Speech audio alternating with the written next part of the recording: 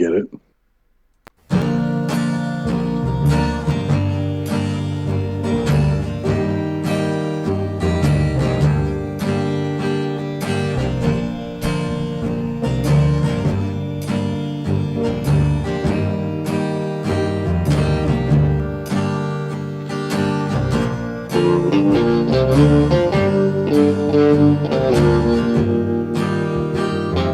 What is up, Gabriel? Well, hello there, Ian. And hello, everyone joining us live on Twitch. I hope. Not really. Some. Or in the future, In the more future. likely. Likely, yes. Future On Spotify, listeners, iTunes, Audible, YouTube. Yes. all your favorite podcast locations. But probably not tonight on Twitch. You never know. You never know. I did share it on all the on all my Facebook pages, so maybe someone. Oh, will pop did in. you? Yeah. Hell yeah. I mean, we did get a late start, so that's plenty of time for everyone to be fashionably late to the party. That's so. my fault. I was. It's just been a busy night, and had to get the show Fault. in. Had to eat dinner. It was just like, oh my god. But Nobody's holding it against you, buddy. We're just glad you're here. Gabe We're is just secretly No. like, God damn this asshole. No, I am not the type to bear a grudge against anybody who doesn't own a Cybertruck. Those fuckers are so ugly. Anyway, Oh my god. Seriously. we like, saw so many in Lake Tahoe. I too. owned It better was wild. toys. It was wild. Really? Oh yeah. We People saw one with that was nothing- wrapped. We saw one that was wrapped in black, and I thought it was fake. I didn't think it was a real Cybertruck. It looked, and I was like, oh, it is a real like Cybertruck. somebody welded it in their garage or It was just something. like, it looked so fake. Anyway. They all look kind of fake. Oh yeah, 100%. I mean, boy, we're already off track here tonight, but that's fine. I mean, I think we've got a pretty good episode ahead of us. We got a lot of action tonight in more ways than one. If you catch my drift, waka waka waka. There is a lot of stuff going on. There is. In this episode. We get some closure, and we get some introductions to some new plot lines, and we get some continuations of plot lines that everybody hates.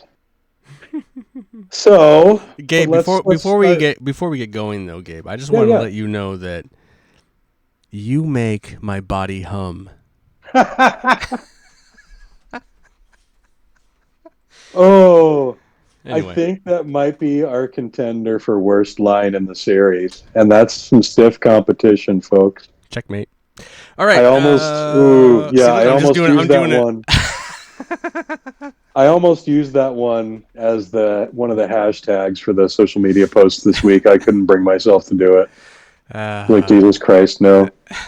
I went with "Don't Call Me Baby" instead, which is, at least that one's empowering. Anyway, let's start from the top, shall we? Yes. All right. So we're going to open this week with Major Briggs. He's attempting to recall the events of his disappearance, and during the time he was gone, we kind of get some visions in his head. That's where we're starting here, is like some metaphysical stuff. We get a good look at the stars, big burst of flames, and then we see him sitting on this big stone throne, overgrown by trees and vines and greenery and what have you. So I put, some impressively shitty busy VFX. It's just like 90s TV budget, like baby. some fire overlay and some just, oh boy. Anyway. All right, guys, we've got $5,000 to spend on this shoot. What do we spend it on? Big stone throne. Fire. I'm with it. Anyway. Oh, that fire shot cost him $100 tops. That was stock footage. Oh, 100%. That guy lost out. Yeah. But, during these visions, we can hear Doc Hayward and Cooper's voices, albeit highly distorted. They're inquiring about what's going on during these events. The Major says in different words that he knows his memories are there, he just can't seem to access them. What was something he said about being impervious to regression? Like he can't, therapy or hypnosis won't reach him? Like, is that Air Force training of some sort? Not that I know of. Uh, I thought it was an interesting little addition I to watched a what lot he of was saying there. astronaut movies this past weekend, and I don't remember any of that being a part of their training. So anyway, No? Did you watch Gravity? no. I watched. Oh, real It doesn't astronaut. matter. It doesn't matter. Let's not Yeah. get sidetracked. Let's stay on topic tonight. Because we've got fun stuff to do at the end. I got a lot of notes. Oh, okay. All right. All he really seems to remember clearly is an unsettling visage of a huge owl. As we hear this, we literally flash into the present moment as the Major is seated at a table in the conference room at the sheriff's station. Hayward is taking a Polaroid of the new scar on the back of the Major's neck. 3 triangles that kind of look like the radiation symbol. Cooper and Harry continue their questioning. Major once again kind of reflexively hides behind that word classified, but we can see his composure starting to crack as he wonders if this experience was meant for his soul rather than his mind. As he begins to discuss Project Blue Book and the various unofficial programs that stemmed from it, including searching under the earth, the Major once again brings up the White Lodge. Unfortunately, before he can get into any further detail, a couple of Air Force officials arrive to haul him away to the colonel for debriefing. Harry protests as a friend, but the Major insists it's all right. He needs to follow his orders at this point. After they depart, Cooper stares at the Polaroid of the Major's new scar while water drips ominously upon it from the sprinkler head above. So, yeah, my first comment was, I mean, obviously they do show up. The Air Force people show up at towards the end of that scene. But it's like, whose jurisdiction is this? And why would the Major, like, I don't know. It's just wild. I was thinking, like, I really think, like, why does he want out of the Air Force? Does he not want to be a part of it? Like, he's always been such a company man, and now all of a sudden, if this is the thing, it's like, it's just funny. It's just, you never got any signs that he wanted out, so like, you would just feel like he wouldn't tell them because everything's always been classified, but he's willing to sit there. I don't know, I thought that was weird. I mean, you can tell how much this experience has changed him, and that his faith in his devotion to his duty is starting to wane a little bit. And then B, secondly, and this goes for a lot of the scenes in this episode, Cooper shouldn't be at any of these official tasks. He's suspended. Well, he shouldn't be allowed in any of this. Here's what I'm going to argue. I don't think this is like any kind of official discussion. I think he's talking to people that are his friends right now. Okay, but I don't think. I mean, you could argue. I don't know. I feel like. Sure, I mean, Major Briggs isn't officially a book. But there's some other scenes later on where they go down that he shouldn't even be at. I don't know. Anyway, it's kind of They funny. have an explanation for that, which we'll go over in a little bit. Barely. Yeah, it works. But, does it? You know, I get your point. I mean, if he's Axel Foley, it works. In an unofficial capacity. But, you know, he's on his own mission right now. This is what he told, what's his name? Clarence. That's the actor's name, but anyway, I forget the... Hardy. Agent Hardy. Yeah, Cooper's playing a bigger game now. He's a maverick right now. He's loose cannon. He's just doing his own shit. Yeah.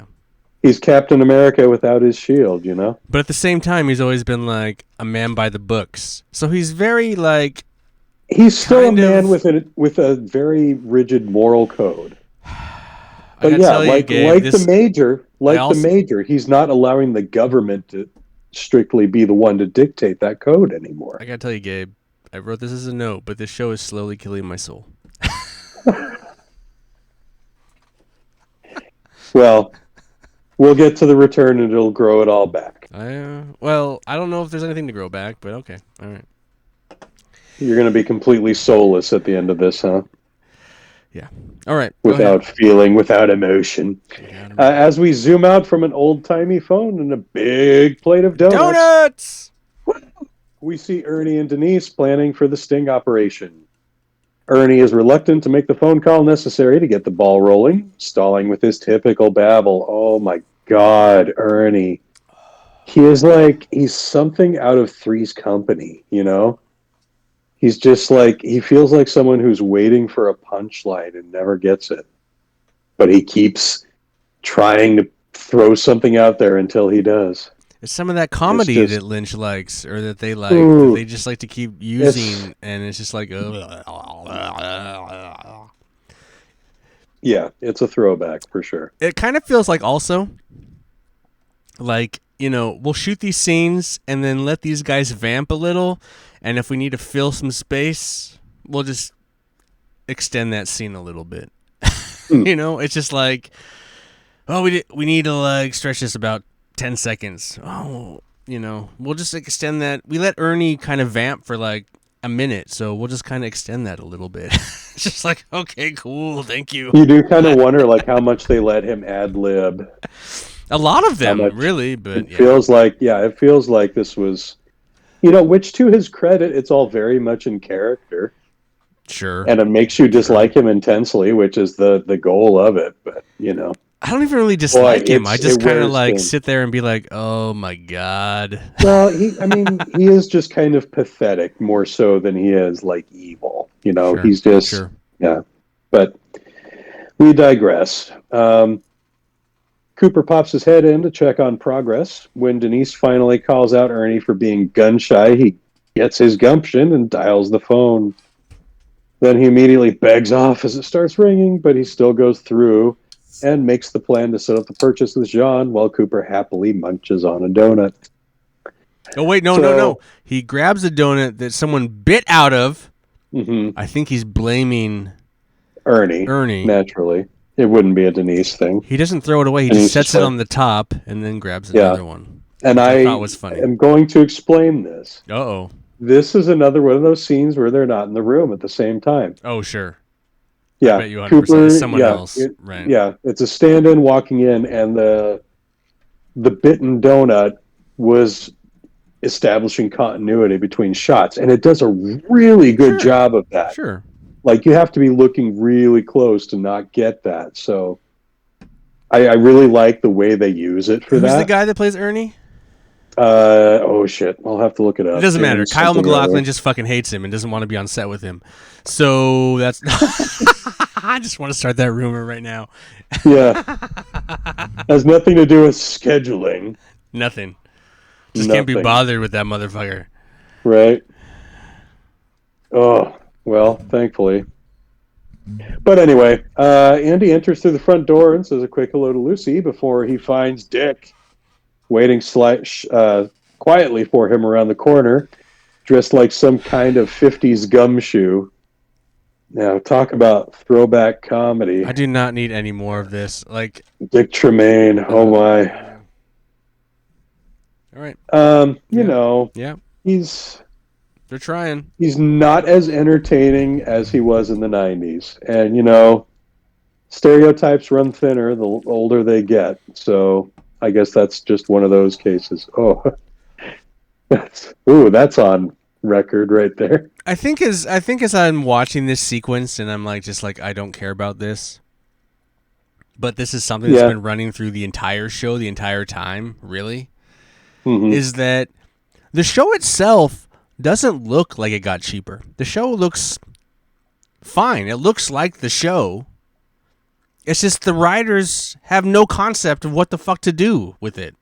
Like, and that's their fault. Like, because I don't think the Laura Palmer, we've had this kind of discussion the last couple episodes. Like, I don't really care that they outed the killer of Laura Palmer or whatever that shit was. I think that's fine, whatever. Mm. The fact that they have a writing group that has no idea what to do with them now is just wild. All these other people that were attached to the case, like, because you still have these TV people that they're bringing it and making the show. The show looks as good as it as always has, and it's just like these like just mediocre scripts and just like we don't know what to do, and it's just like, and I actually don't agree with Lynch that you should have like never outed Laura Palmer's killer. I think they should have done it way earlier than they did, and then they should have had some backup stories to move on with, because that would have been way more interesting. That would be the modern approach. Yeah, exactly. And so I'm watching this is like, well, the show looks like the show, for that time period, it probably still looks as good as it ever did. Right. And but the I'm just like, is a huge part of it. What is going on? What is this stupid shit I'm having to watch? Anyway, and we're still doing this. Like this plot line. The studio didn't say wrap up this fucking plot line? No, nope. We gotta I don't know. That's kind of quietly what I'm thinking. Like yeah. And boy, do we have, we've got even more. It's rough, Gabe. It's rough. It's rough. But it's not from the quality of the making of the product. Right. Like I think everyone is still on point. I think the acting is still where it needs to be. The direction, the cinematography or videography, all of that is still the same level. Like it's just the writers and producers really let the show down, and they could have really elevated. I think they really could have elevated it. Like nowadays, I think you could have made this something really cool, and I can't believe that they just squandered it. Like, oh no, we shot our wad, we don't know what to do now. It's like, dude, then get some new people fucking in there that would kill the right for this fucking show, because you could have made this fucking thing. You could have kept going if you just fucking committed, but no one committed. Everyone just kind of gave up, and it's just like, it's sad to watch this, because it's like obviously this thing, and then the thing with James, and like it's just like these other like, what's the importance of that? Even the Nadine thing, like none of that. Like all these things are kind of fun and cute, but you do that for like 3 episodes and then wrap it up. Now, in all fairness, I've scouted ahead some. Uh-oh, okay. And a lot of this stuff that we're seeing wraps up a lot earlier than I thought. Okay, all right. That's fine, but it's been on for a long time, Gabe. I agree. But it's going to make room for other crap you can hate. But it doesn't matter. Then the show's going to be over. Then it doesn't matter. Like John Justice Wheeler. Okay, but that's fine. But what I'm saying is if they would have had some forethought, the writers would have had some vision. They could have started some other stuff, and then it could have been like, oh, that's actually really interesting, and then got people really.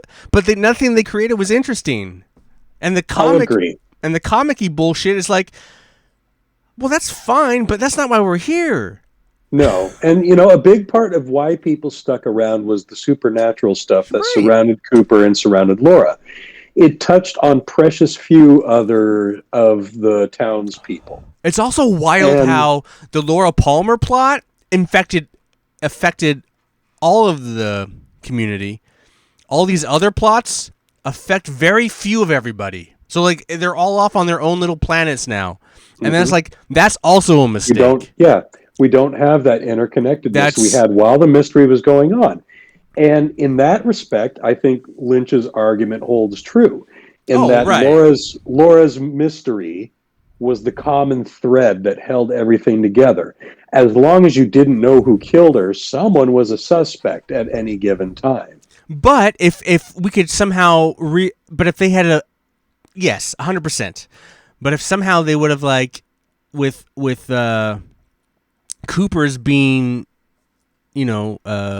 charged with all these stuff, there's all these other people that know him that could be a part of that thing.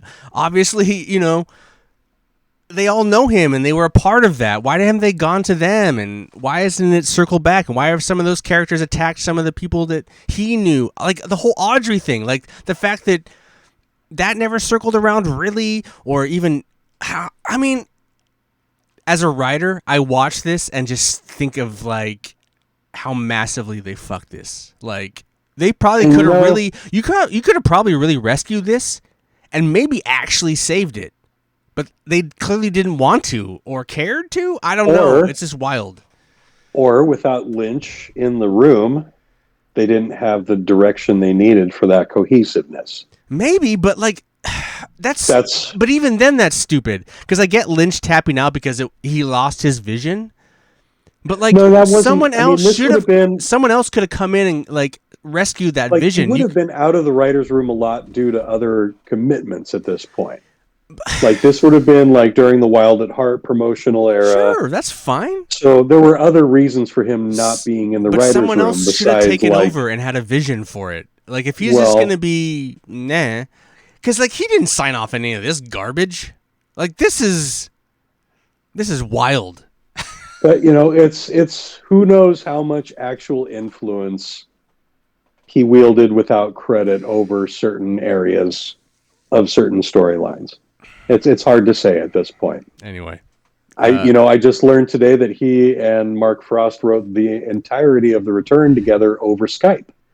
that's awesome. So, you know, I lost and I the bet you entirety Frost of was my the one brain doing the cells typing. watching this last episode. Anyway, over Amazon. No, Over Amazon. I'm just kidding. I'm just. They drained it. They drained it all away.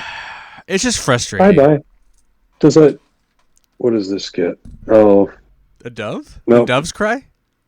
I was gonna see if there was like a butterfly emoji or something. Oh, I keep trying to trigger other ones, but like, did we get this one? does it do the fun? Oh, Yeah. we got Oh, yeah. We got balloons peace. for that one. But you don't get like when you Yeah. do the phone. You don't get a phone call. No, I mean No. it's not. It's like hang loose, but whatever. We get fire The for white devil people. horns. The white people like to appropriate our native sign language. The for- mahalo. Yeah. Anyway, where are we going? Okay, sorry. We're getting I lost, went off. aren't I we? went off on a thing about like how the show is just fuck the writers is what I'm saying. All right. And you know what set you off? That was Dick. Yes. Yeah, Dick and his 50s get up. So that's where we left off. In hushed tones, Dick is explaining to Andy how he tried to charm the ladies at the adoption agency into allowing him a look at Nikki's files. But unfortunately, those files have been sealed and returned to the orphanage from whence Nikki came. Dick quickly shuts down Andy's suggestion that they enlist Lucy's help, insisting that they can handle this themselves as men. Mm-hmm. Cooper quickly checks in with Lucy. He's had her scouting the personal ads and the classifieds for any sign of chess moves or any mention of Wyndham Earl, but she's come up with nothing. Hmm. At the double dump, dump. So before you at the say double this, R, they changed yeah. the cafe establishing shot, and it doesn't did. look like the same building But it is. inside. Outside, it doesn't look the same. It's the same building outside. Doesn't look like it. Yeah. Look again. Doesn't look like it. It's the double R. And Ed is there, staring blankly into an empty cup of coffee, regular shaped. But he perks right up when Norma comes around to fill it for him. Hell, I would too. They make cheerful, superficial small talk, and he slips her a $5 tip on what couldn't have been more than a $10 tab. On the back of the check, he's written a note. We need to talk. Norma briefly makes a serious face before resuming eye contact and saying, quote, bye for now. Okay. Indeed. Yeah, seriously, like how much could that breakfast have cost? Back then, $7.50. Yeah, maybe. if he got the special. So a $5 tip on that. Pretty impressive. Or maybe it was a $4 breakfast with a $1 tip. Yeah, maybe that could have been it. That could have been it too, which also would have been 20%. So who knows?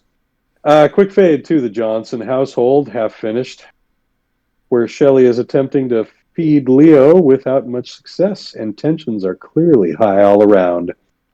Shelley's furious that Bobby is not pulling his weight, for which he blames baseball practice in March. So clearly, he still goes to school, I guess. But Right, not. yeah. Even though we haven't seen him at school in weeks, is my next sentence. But that one threw me. Like baseball, I guess maybe you could be doing spring training in March, but in Washington, like, what are you going to do? Run the bases for cardio indoors? Anyway, when he tells Shelley he plans to essentially abandon her and let her care alone for her severely disabled husband while he pursues his new opportunity with Ben Horn, He gets a well-deserved slap in the face. Bobby storms out It without a pretty much word. sounded he was leaving her. Yeah, He's like, I'm done. that's I don't that's need what you, abandoning baby. is. Yeah, Bobby storms out without a word while Shelley continues to scream at him, and Leo drools in the background and flutters one eye rapidly. Yeah, more of the duplicity of Bobby here. This is weird. Like this feels abrupt from the last we saw of him, which was him like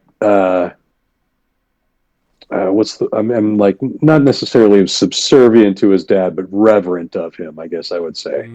Yes, true. He's the complete opposite Which here. was that was good Bobby. And then we're not far away from scumbag Bobby. I'm like, what happened here? So I don't know. I mean, knowing Bobby's arc the way I do, I'm not going to say too much more here other than like, fuck, this is really disappointing to see him do this. Just the continual sidelining of the female characters too. Yeah, poor Shelley. Like, really just. But to her credit, Machen and Mick is really good in this scene. Like, I like her a lot here. Very believable. Sure, I'd be pissed off too. Hell yeah, who wouldn't, man? Long, slow pan over a nice mountain landscape as we hear a phone ringing from the receiver's end. How long has it been since you heard that noise? It's James calling up Uncle Ed and asking him to send whatever money he's got left care of the bar down the highway. Oh, excuse me. He puts a quick end to the conversation as Evelyn pops into the garage. James adamantly denies her playful inquiries of homesickness, gives her a little bit of his backstory, offering all of 3 sentences about Laura, and explaining that he hasn't really felt right since she died, in a nutshell. And when things just kept getting worse, even the more he tried to help, he just decided to run away. I mean, I guess that's 18-year-old logic. I think it's funny though. I think it's also funny though, but okay, first of all, I'm going to say that I don't really mind this subplot. I mean, I get I don't understand its place in the show. I don't understand. It doesn't bother me as much as like the Nadine and the dragging on of the Shelley Leo shit. Mm-hmm. I don't understand the importance of this subplot with James, but it doesn't really bother me. It's just anyway. What was I gonna say though? Oh fuck! What was I gonna say about it? Well, there's more to the scene. Do you want me to finish and see if that No. I jogs was your gonna memory? say. Go ahead. You can finish it. Maybe I'll jump my memory. All right. Oh no, I do remember it as now. So he's talking about his past and stuff, but it's like he literally had another girlfriend, Donna, and then he fell in love with this other girl who looked like Laura, but he just forget none of those are important. It's all about the dead girlfriend. He does mention. Well, no, he does mention some other girl. Oh yeah, which one? But yeah, it's all very minimal to what he says, and it's clearly just Laura is the only again. one. I guess I can see myself expressing myself in a similar fashion at the age of 18. And then I was also thinking, But at the same time, I want to throttle the kid. as someone who's been in high school and had someone who was maybe in community college and dated someone who was in high school. Also, the girl. I mean, obviously, Donna does kind of do something forward in regards to James, but the last 2-3 episodes, she hasn't really gave a shit. She's just kind of like happy and doing stuff in high school. Like, it's like she's not heartbroken about the fact that James, and then all of a sudden, this episode, it requires her to be dodeful of like. I mean, I guess she's the only one who's trying to pretend like she's got regular attendance records at this point. It's just. Out of the ones that we know are high school kids, Again, it all just actual high school age. Donna's the only one we've seen at school in season 2, I think. Donna and Mike. It just comes down to like lazy writing again. Anyway, it does. I agree, and this is where we agree that the show is lacking in the next Well, I was never 8 really or so strong episodes. about the teenage characters in high school to begin with. I Not the mean, one, yeah. Well, not outside of their connections to Laura, yeah, which were largely from Lynch. So nowadays you'd I have it all think set up in high school and they'd be talking around their you know, lockers my and my argument would be that anything tied to Laura, anything tied to Cooper, all goes through Lynch first. Maybe Audrey stuff too. We'll see, but I don't know. not anymore, not in this. I don't think so. You know. A little bit more to this scene. Evelyn briefly sympathizes with James's sob story, then sticks her tongue right down his throat. She breaks off when Jeffrey pulls up, mysteriously telling James that she's going to need his help later. What's she going to need his help with exactly? Mm. The IMDb summary I've noticed kind of mentions something that doesn't actually happen in this episode, but might be what she's alluding to. Hmm. Back at the diner, Mike is drinking coffee and reading the paper like a big grown ass boy when Nadine approaches and finally makes her move. Despite Mike's big, impassioned speech about how he is not interested in sharing anything with Nadine, she goes ahead and asks him out on a date and then sexually assaults him in full view of all of the other diners. Listen, I wasn't gonna go here with that. I was like, I've already talked my piece about how this show. Yeah. And I am definitely exaggerating here, folks, that it's sounding way worse than it is. But it's pretty She bad. kisses him. She kisses him. She Kisses doesn't him. grab his junk. She kisses him in a pretty aggressive way, like leaning. You know, I feel like this is less of a sexual assault thing more than it's a gender reversal thing. I mean, like, look at this as like a Pepe Le Pew cartoon. Same kind of thing would be going on, you know? And again, in today's terms, we would be looking at that as sexual assault. But in those days, this is just like a role reversal thing. Sure. Between a male and a female, I could see that. But this is an adult woman aggressing on a teenage boy, and Right. that's another level of that. So let's Right. And in the gender reversal of that, yeah, you get Lolita and you get highly questionable shit. But we're only 6 or 7 years removed from Hot for Teacher topping the charts. So keep in mind that like an older woman was still seen as conquest for a teenage boy. But And I'm not but saying keep in he's mind not seeing it. He's like, no means no, lady. No means no. He's saying no. He said no a million times. I don't know. Did she convince him here though? But the way I finished though here I guess is I'll find out in other episodes. that she apologizes by saying sometimes that she just can't help herself. That's what abusers say. Yes. But anyway, as Mike gasps for air, we see Norma exiting the kitchen in a hurry, putting on her coat and getting ready to make herself scarce. Before she can, though, Hank spots her between the ice cream machine and the ice machine. I'm assuming we don't know what those machines are. And asks her where she's going in the middle of the breakfast rush. She claims she's got some errands to run and that this will be a good test for him to run the kitchen by himself for a little bit. Hank's suspicion is palpable as Norma exits. Great shot though. I like the reverse shot of them through that little crevice. I think it looks Me cool, too. very fun, very Yeah. kind of Kubricky. Really enjoyed that. One of the few commentaries I've watched in my day is the one for Silence of the Lambs. And Jonathan Demme talks about how tricky it was because there were so many scenes just between Lecter and Clarice. Like how hard it was to just keep maintaining fresh cinematography for scenes between just two characters. And this is a good example of a way to do that. And I really, like you, I really enjoyed it. And I was definitely going to bring it up if you didn't. It also really helps the fact that,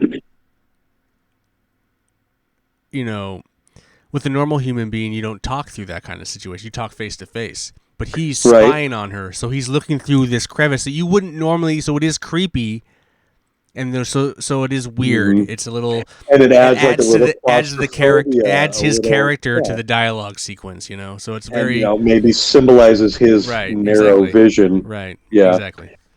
And honestly, I thought this was another one of those ones where they were going to trick you, and it was like, oh, they didn't have them on set at the same time. But then they conclude that shot with them coming Oh, right. out Right. from both sides of the island, which you know Which they still made could have which shot. made the They scene. still could have shot that at a separate time as well. I mean, technically, Yeah, you never know, but yes, it but does give that it illusion that cements that yes, scene. right, Yeah, 100%. 100%. Yeah. So one of those little things we can enjoy here, But that's which what I'm was saying. I yeah. still think. I mean, honestly, of Something else we all these can episodes that mention. we are like, they're supposed to suck. I mean, maybe they do writing wise, but production wise, a lot of these episodes have been really well put together. It's kind of like some of the Mhm. early ones that like the production wasn't that great. It's too bad because like you really got a sense on all these episodes that supposedly it's supposed to take a downturn after Laura Palmer's, like they've all been really well produced and shot and put together Yeah. and edited. It's just that material. It's just the It's just material the is just material. not that strong, and it's a Mhm. shame because like you're getting some cool inventive shots, and I don't know. That's kind of where I'm at. Right. It's again, it's the aesthetic that survives so well. Like a lot of the editing and the cinematography and the direction, it's from people that were in like Lynch's camp and were disciples of his and were like early film students of his when he was teaching at some film school whose name escapes me. So it's no secret that this is like it's like the next step. It's a first project beyond their thesis for a lot of them. It's just too bad they let it go. I mean, It is. It really is. But like you're saying, if they didn't have the material to support it, but the fact that it lingered in the public conscious for so long and came back and then continues to be a huge talking point in Lynch's career as a whole. right. I mean, stuff like that is why we do this podcast. We're exploring stuff like that Well, right I now. do it because my friend And is that dragging me aesthetic. through it. But But now you're starting to see the other stuff, like the stuff beyond the characters, the stuff beyond the story. well, It's sure, these sorts of sure. little touches. I'm not. This was revolutionary stuff for TV in the early I was '90s. never not going to see that shit, Gabe. Come on. But yeah, and that's why I brought you in, is because I knew you would see it. But there is some. But if I'm honest, if I had watched it back then, I would have quit watching it. Yeah, And I wouldn't watch and it you right might have picked now it back unless we up. were doing the podcast. Like, it's not a Yeah. show that I really. Like, it's not. While I'm trying to, like, give some honest analysis of the show and what I think about it, it Mhm. isn't a show that has really moved me emotionally in any way currently. Like, it's not Aside really from hit. Cooper's story, Not even Cooper's story, really. I not mean, emotionally. there's some kind of fun stuff that happens, and I think it's kind of quirky, but it's not. It hasn't hit me. Like, it's not. Yeah, Hmm. I wouldn't. I respect it for what it's done and what it did, but it's not a show that I would ever. I wouldn't put it on a. I wouldn't put it on a list. Well, you haven't seen all of it yet. Oh, you're right. You're 100% right. So that's the journey we're taking, ladies and gentlemen. That is. And yeah, boy, are But we meandering on it right now. that's where we're at though at season 2, episode 13. Yeah. 13 of season I'm Or meandering. So it's like what, episode 21, 20? What are we 20 at? plus pilot. 21 plus So pilot. Yeah. no, 20 plus pilot. So 21. So pilot, yeah. This is episode 20 after pilot, 21. Josie greets True. Okay, yeah. Oh, this scene. Josie greets Truman at the Blue Pine Lodge. Apparently, it's taken him this long to figure out that she's not at his place anymore. Yes. Does he sleep in his office at the station sometimes, or what? Yeah, this felt like this felt like the blatant, unnecessary. Oh, Josie and Truman scene that we probably should have had a while ago, but okay, let's do it now. Yeah. Yep. He demands an explanation and tries to convince her that he's the best person to take care of her, but she continues to protest and says that she's safer with Catherine and Pete and that he's better off without her. But that doesn't really make her put up much of a fight when Truman decides to bone her right there on the kitchen counter. Mm-hmm. That's all she's good for. Know, right, Truman? On this watch through, I am starting to decide, or I'm starting to lean toward the Truman-Josie relationship being more hateable than the James and Evelyn relationship. Okay, I'm there with you. And I just don't understand, as pragmatic, as smart of a guy as Truman is, as good of a lawman as Truman is. It seems only about sex. Right. Right? Like what else is it about her? They've never given us anything. What do they Nothing. do? They never do anything together except fuck. Like her childlike innocence, her lack of the grasp of the English language. Like that whole scene, is it all fetishism for him? I don't know if it was in the first season, but maybe it was at the end of the first season or I had to be where she's on the couch and she's like kind of like in her clothing, but kind of and they were. Yeah, and she makes him rip it or whatever. It's just like this. And the dude's watching outside the window. This is just Jonathan. Truman. This is just Truman, fucking this Asian. There is. Just like he's got yellow fever. I hate to be. They give you no other reason, right, for this relationship other than like just Truman is addicted to the sex with her. Like that is the only explanation for this because they have nothing in common. They've never done anything else but kiss or fuck. I don't. Right. Yeah. We've never seen them outside of one or the other's homes together. It's just, it feels like, it's just like, I don't know. Yeah. If we're honest, the acting between the two of them is about on par with the James and Evelyn? What's it? Yeah. It's just like, and it's weird because like, you guys don't have to do this. You guys, the writers could write you guys to do something else. But no, do they ever do that? No. We don't. Yeah, I don't. It just. But that goes all the way back. This relationship goes all the way back. Like that's the first episode where they're kissing outside of the lodge. Yeah, and like that's basically all you're gonna get from them for the rest of this. Yeah. And it just it is weird. The lack of adequate explanation, the lack of adequate motivation for Harry to be this devoted to this woman. It's starting to get to me. Really, really bad. It's also interesting because their relationship, Harry's and Josie's relationship, comes up between Harry and Coop, and Coop's kind of talks to him at the bar, like. I forget what episodes, and they kind of talk about like, and he's kind of like, if you ever need anybody, or like, I don't know, there's kind of like this camaraderie. But he's also like, I'm not going to poke my nose in too far. I'm not going to poke, but then nothing ever comes of that. It's like, let's. Well, and that's because Josie turns up again on. But also, the writers never decide to do anything with that. That's the other problem. Like, there's some stuff that you could have elaborated on that, and Truman they could have done. And Cooper could have been a part of, and could have tied Josie. Like has there ever been a scene with Josie and Coop? Not since they interrogated her about Laura's murder. Anyway, and Truman was in that scene with him. I feel like the whole point of this show. I don't think Cooper and Josie have ever been in the same scene outside of that first interrogation in the Blue Pine Lodge. I think the whole point of the show should have always been is that Cooper investigating should have entangled himself in all of the characters so that when they did find out Laura's killer and then he got framed, that then he is also entangled with everyone else trying to figure out who the people that they're also entangled. Like, it needs to be more cohesive, and they just never do it. And that's Well, we might explore that a little I'm later. sure they're going to explore a little bit of it on like a fraction Well, of and I that. mean even a little later in this summary. Okay, well, okay, So a little we'll bit, we'll talk a about that. little bit, yes.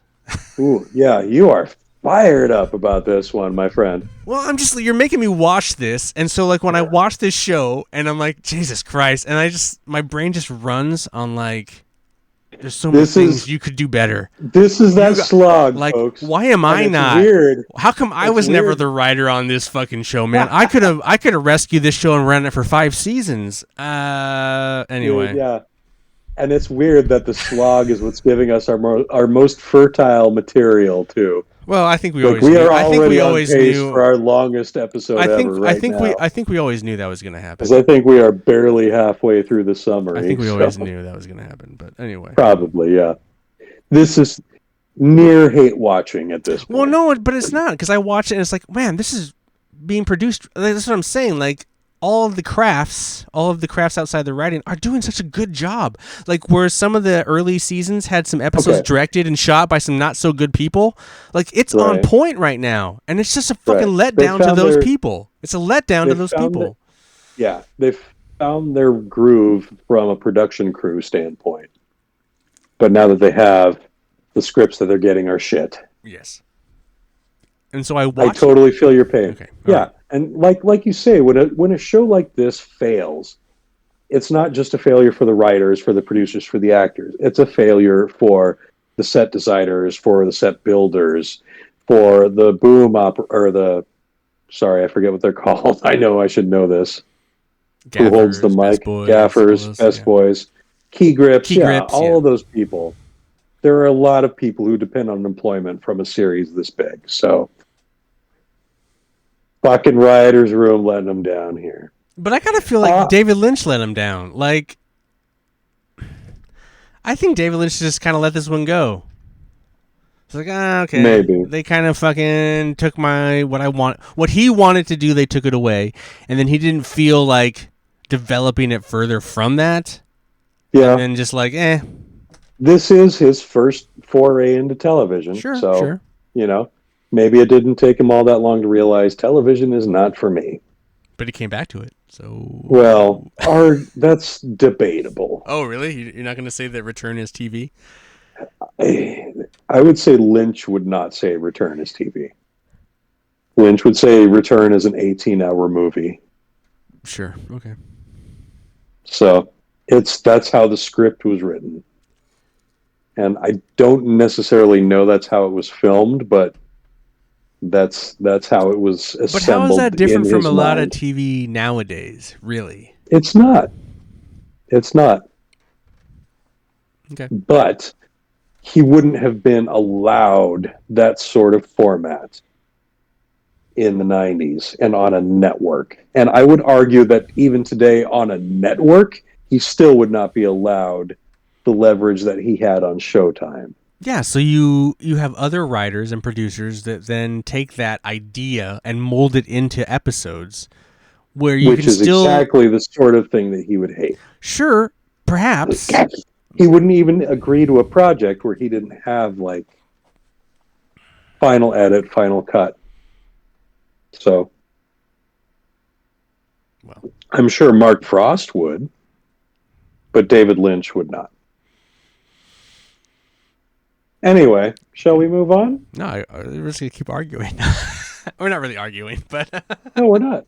Not an argument. no, it was Spirited not. It discussion. was spirited discussion, indeed. All right, Yeah. yeah. Continue on. But yeah, we got some ground to cover here. Audrey encounters a flustered secretary running down the hall holding what appears to be a military drum and a bottle of ketchup, which seems to have been used to create a fake head wound. Puzzled Audrey makes her way into her father's office where she finds him in the midst of a complete psychotic break, deep in the throes of his Civil War fantasies. The South shall rise again. She does her best to speak logically to him, but he is too far gone, so she gets on the phone to try and reach Uncle Jerry. Who are you going to call? Ed greets Norma at his Oh house, wait, wait, where she. wait. So on that Oh, scene, yeah, you have I notes. just, this Right. is a very dumb thing. I'm just gonna point it out because, he says Oh, it gets worse. you're standing on whoever you're standing on, but General, somebody. but Yeah. she's kneeling on him, not standing on him. This Hmm. is a very nitpicky thing, but I think it is funny. I just like, Dad, I'm not standing on him. Anyway, Yeah. and the fact that this is what Audrey's doing, A late change in the blocking, perhaps. Yeah. just kind of like, I don't know. I Poor can't Audrey. say it gets any better for Audrey. I know. Gets better for Ben I wish Horn. I could. Does it, though? Does it really? I mean, he's getting some titties. Anyway, all right.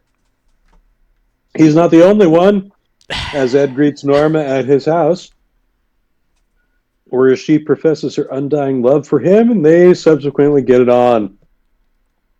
That's pretty much all there is to that scene. The Ed show, baby. Ed's. This is like Ed's episode. Ed's like, Ed hasn't acted this much since I don't know when he went to the.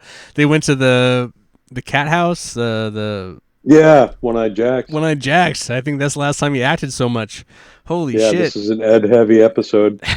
And, you know, for soap opera schlock, this isn't bad. You know, Norma's speech is pretty heartfelt, and it's not bad by those sort of standards. It's fine. It's But exactly what holy you shit. expected. I mean, everything Yeah, that this is happens here with Ed and Norma and subsequently, it's like, this is a very okay, outdated scene, and you know, this is what's yeah, happening. Yep. yeah, good for them. In Truman's office, cantankerous Ernie continues with his incessant complaints as Hawk preps him with a wire. He seems to be struggling a bit with that as Ernie suffers from hyperhidrosis. Or you can just call him Big Wool because he's a heavy sweater. I stole that pun from a wrestler. Good job. Coop. Give me that bubble. Come on. There it is. Here, wait. I'll give you this. This is even better. What's that one? Did you hear it? Canned applause. Oh, digital canned applause. Oh, Go ahead. the lowest of the low. Cooper snaps him out of his memories of Korean wartime in order to go over the plan once again. It's pretty simple, but it still sounds like Ernie is struggling to remember his lines. Cooper laments his inability to join them on this mission, but Harry's got a surprise for him and a solution. A badge. That's right. Cooper has been officially deputized into the Twin Peaks Sheriff's Department. How does that help? How does that work? I mean, he's overqualified for the position. Well, sure, but like, how do you, if you're suspended on one, you can just work in another government agency? I'm sure there are plenty of Alabama cops who could explain that to you. Thanks, Gabe. Let's get some on the phone. Next caller. You know, All right, most fine. of those All right. cops that you know that got suspended got other jobs at other police departments. Just saying, You're folks. right. You're right. Okay, fine. Just saying. Not like Cooper is one of them. Clearly he is. You're lumping him in with them. So I'm saying there's legal precedent, which is not the same as moral precedent. I thought Coop was the moral precedent. He is. So he wouldn't His suspension so he from the shouldn't, FBI he is shouldn't bullshit. take it then. He'd be like, "No, I can't, Truman." Good Lord. You're going to be like this all fucking night. No. Because that's going to make a 3-hour episode, No, dude. it's not. We're barely at an hour. We're at an hour 15, dude. Oh, no. No, we're not. You're right. We started late. I'm measuring wrong. All right. I'll be more forgiving of your rambling from here on out.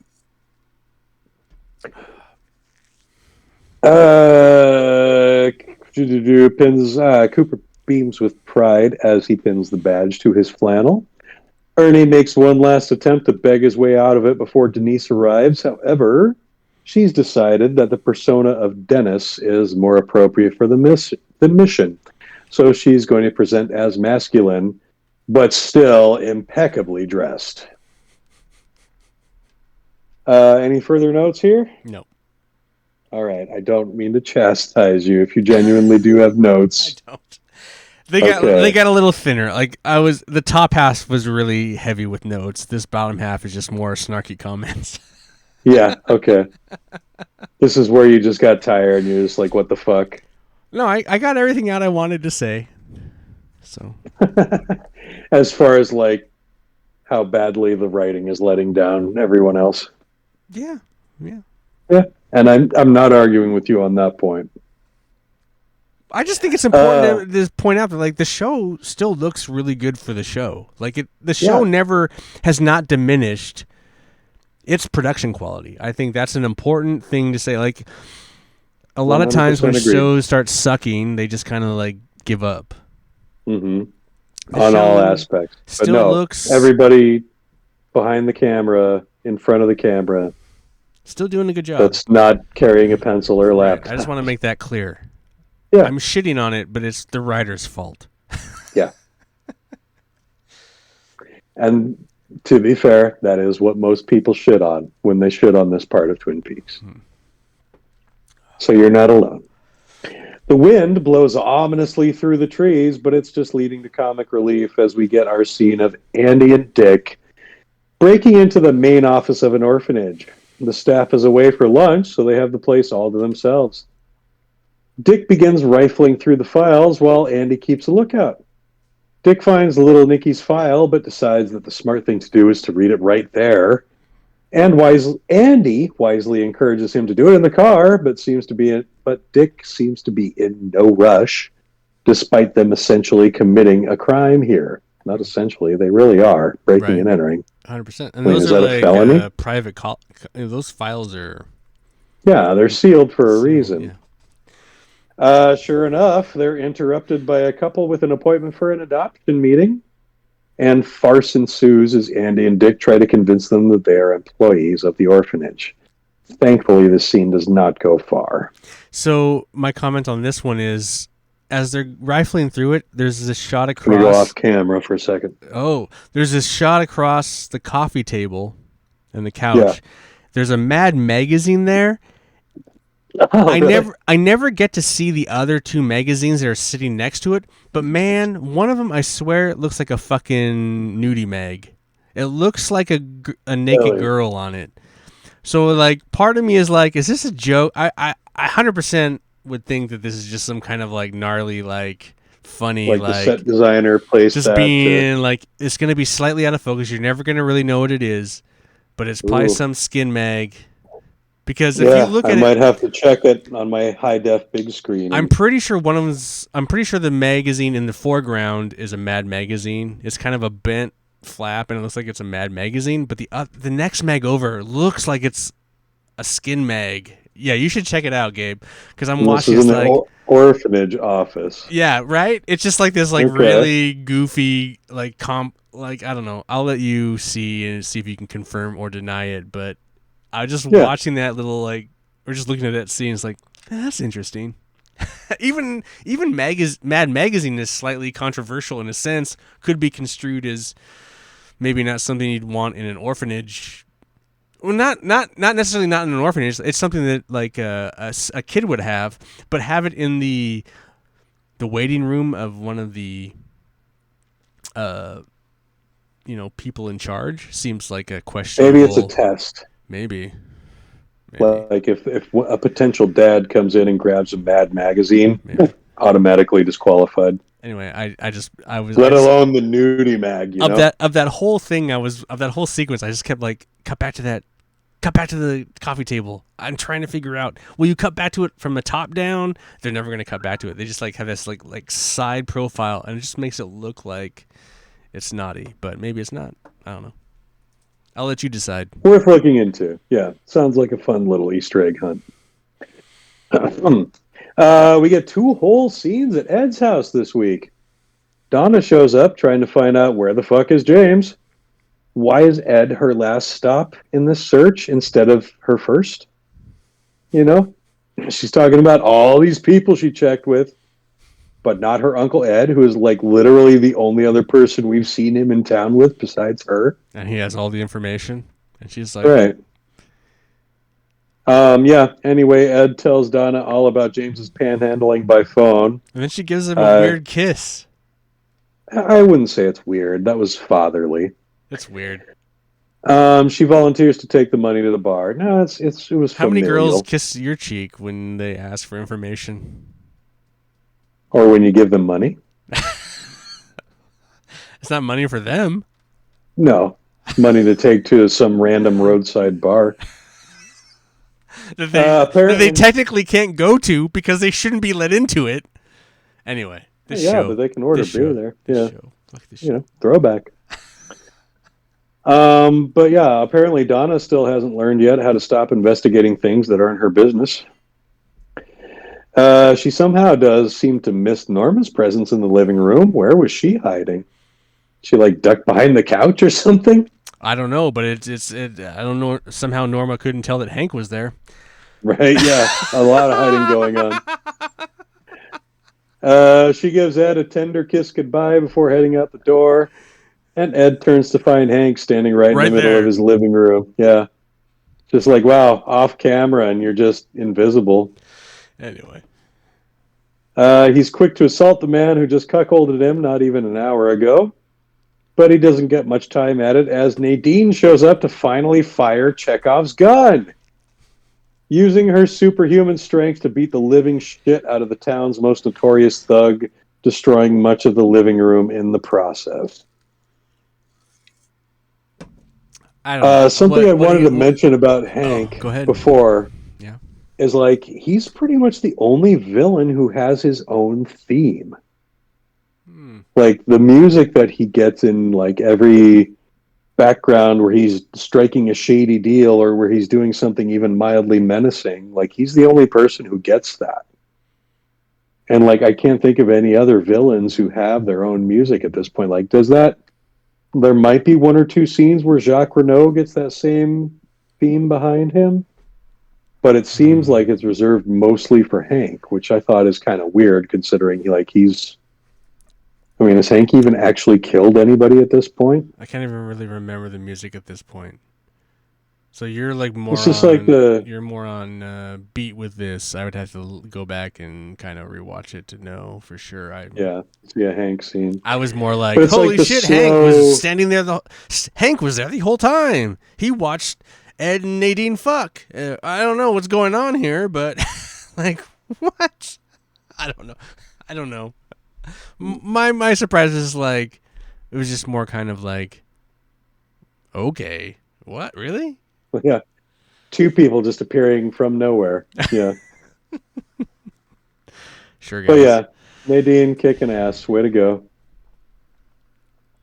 Meanwhile, Bobby is having no further luck getting through to Ben Horn than his own daughter did, as he continues to babble on about his battlefield plans. Handing Bobby a cavalry sword, Ben addresses him as General Meade and offers to accept his unconditional surrender. Bobby excuses himself to confer with President Lincoln, who is actually just Audrey peeping in from behind the door. She tells him that Jacoby and Jerry have already been enlisted to help, but they need to do more. Bobby does seem to be getting back to his scummy ways even further as he's trying to worm his way into Audrey's heart. But she quickly shuts down the, quote, baby, quote, talk.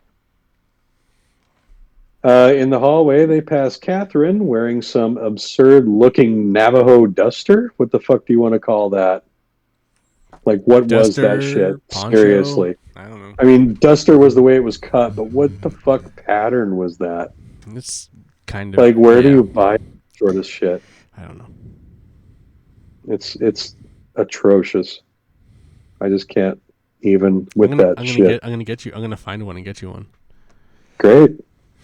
So you can wear I'll wear it to the Twin Peaks Fest, yeah. And that'll be the only time ever. I'd probably wear it all the time, actually.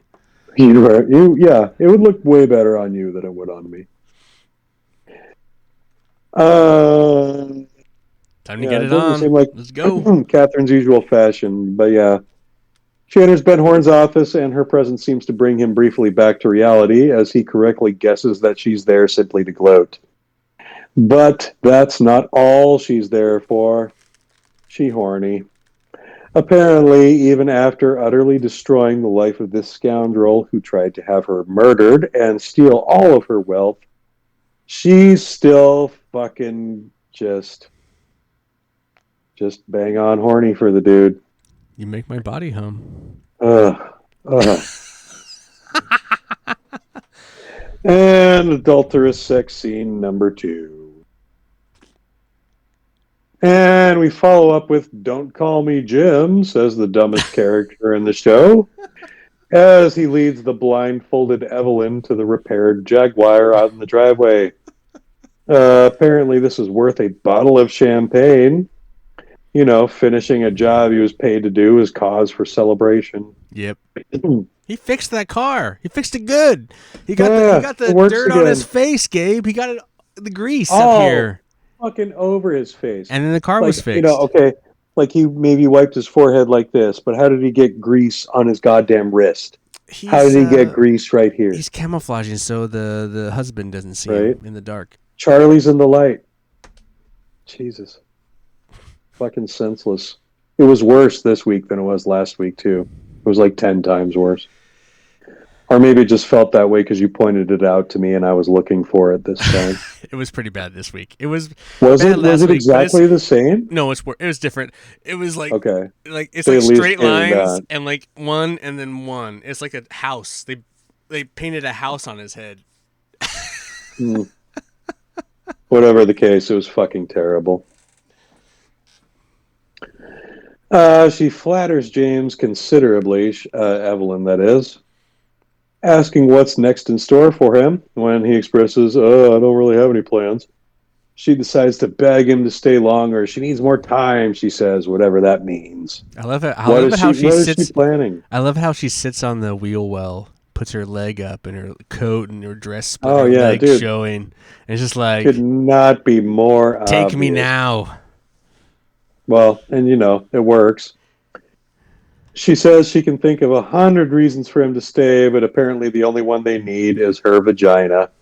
As James dumps out their champagne and starts taking off her clothes right there on the front bumper of the car. My comment That's for not this, the bumper, that's the wheel cover, whatever you want to call that. it's a fender. Fender. Okay. I wish this was a bad porno. At least I get off to. Right. But it's But basically instead, it's like a porno setup sequence. yeah. It's literally Instead of any nudity, what we get is a shot of Malcolm staring at them from down the driveway with a creepy grin on his face. I mean, and in it, like a show full of like slimy, just like swarthy looking dudes. so I like He is one of the I go like worst. so contrived. Like, yeah, okay, this is kind of just sure. Yeah, this Yeah. guy was kind of slimy to begin with, and of course, but then I didn't see where it was going. That's where it went. What do you think he's so happy about, huh? The fact that he's whacking it in the driveway? Meanwhile, there's a sting going on at Dead Dog Farm. We got our police procedural shit here. Yes. Cooper is using binoculars to keep tabs on the scene inside, while Hawk and the sheriff are parked way too close to the farmhouse. Seriously, how are they not seeing the sheriff's Right? van? How are they not? Yeah. Yes. 100%. Glad I'm not the only person who noticed that. Ernie's excessive sweating shorts out his wire, exposing both him and Dennis. And Reno and King drag them out of the house with guns to their heads, screaming for Cooper. They demand safe passage to the border. What Cooper does instead is offer himself in exchange for the other two hostages while negotiations continue. Meantime, the sheriff sends Hawk to call for backup from the state police. Exciting. Yeah. Night has fallen, and we see a silhouette of Evelyn re-robing herself. Hot. Little booby Yeah, action. no nip though. In James's spare room, It's television he's game. conked out on his narrow little bed. Network television, much more stringent standards. Yes. Apparently, they've been going at it for hours, though, because Hours. it was daylight. Adulterous couple number 3. She immediately runs into Malcolm in the hallway, and things continue to get creepier as he makes out with his sister while he mutters about what a lucky boy James is because he gets to dream of love. Incest. Fucking Dot weird. dot dot. Cool.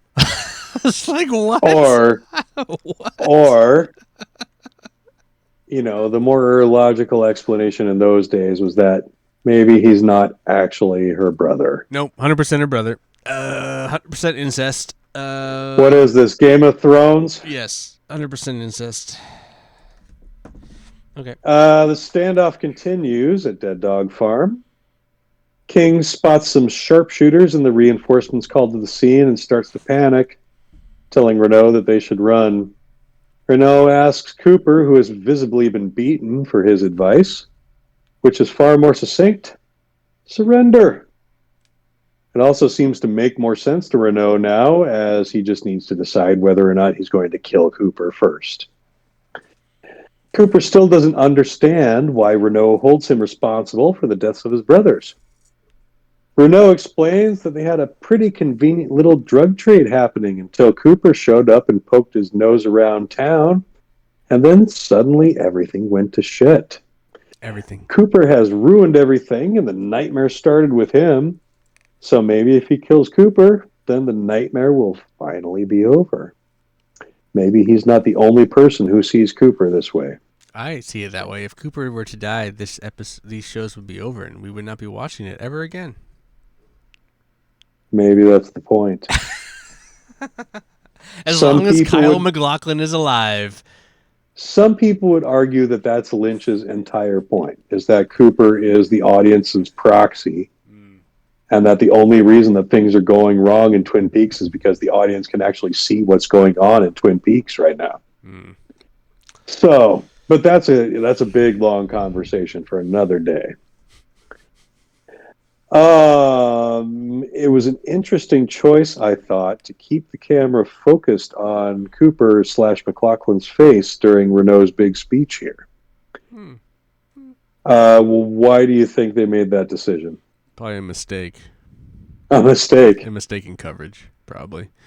They probably just didn't shoot his properly, or was dark. I mean, if you look at where Jean was and how kind of, I thought he was lit just fine for his scenes between him and King, or his lines between him and King. I don't know. I'm gonna go with an error. I'm gonna go with an error. You're going to go with production error rather than a, because I think you would cut to him at least once. I would think so too, but I also think Cooper's reaction to Renault's reasoning is also important here. Yeah, but you can still get that. I'm going to side with artistic choice here, but I understand your reasoning as well. Suddenly, King spies a waitress approaching the front door with a plate of food. I like this better, Gabe, actually. They forgot to shoot his stuff. Well, then where did the dialogue come from? Well, they still have. They probably still got it. He's probably just off camera saying they exposed the negative. Or he just did it. They realized they forgot to shoot that part, and they just had him come in and do the VO for it. I'm gonna go with that. You go with that. You go with that. That kind of shit happens all the time. Anyway, waitress, front door, plate of food. This isn't something that they asked for, but Renault, for some reason, says to let her in anyway. What a dumb. So dumb. Yeah. I put dumb, lol, what the fuck. As she gets closer, we can see it's Denise, dressed as her true self again. No sooner does Renault utter the words, "Don't I know you?" before Cooper spots the gun that Denise has tucked into her left stocking. He grabs it and fires off a couple of quick Wait, rounds you at forgot the Renault, part where she's like teasing Jean with the thigh. lifting up her skirt. Yeah, Oh yeah, that's how she yeah. And then exposes the gun. the guns on the. Anyway, I mean, yeah, is the gag that like her thigh is big enough to hide a gun behind it? I guess.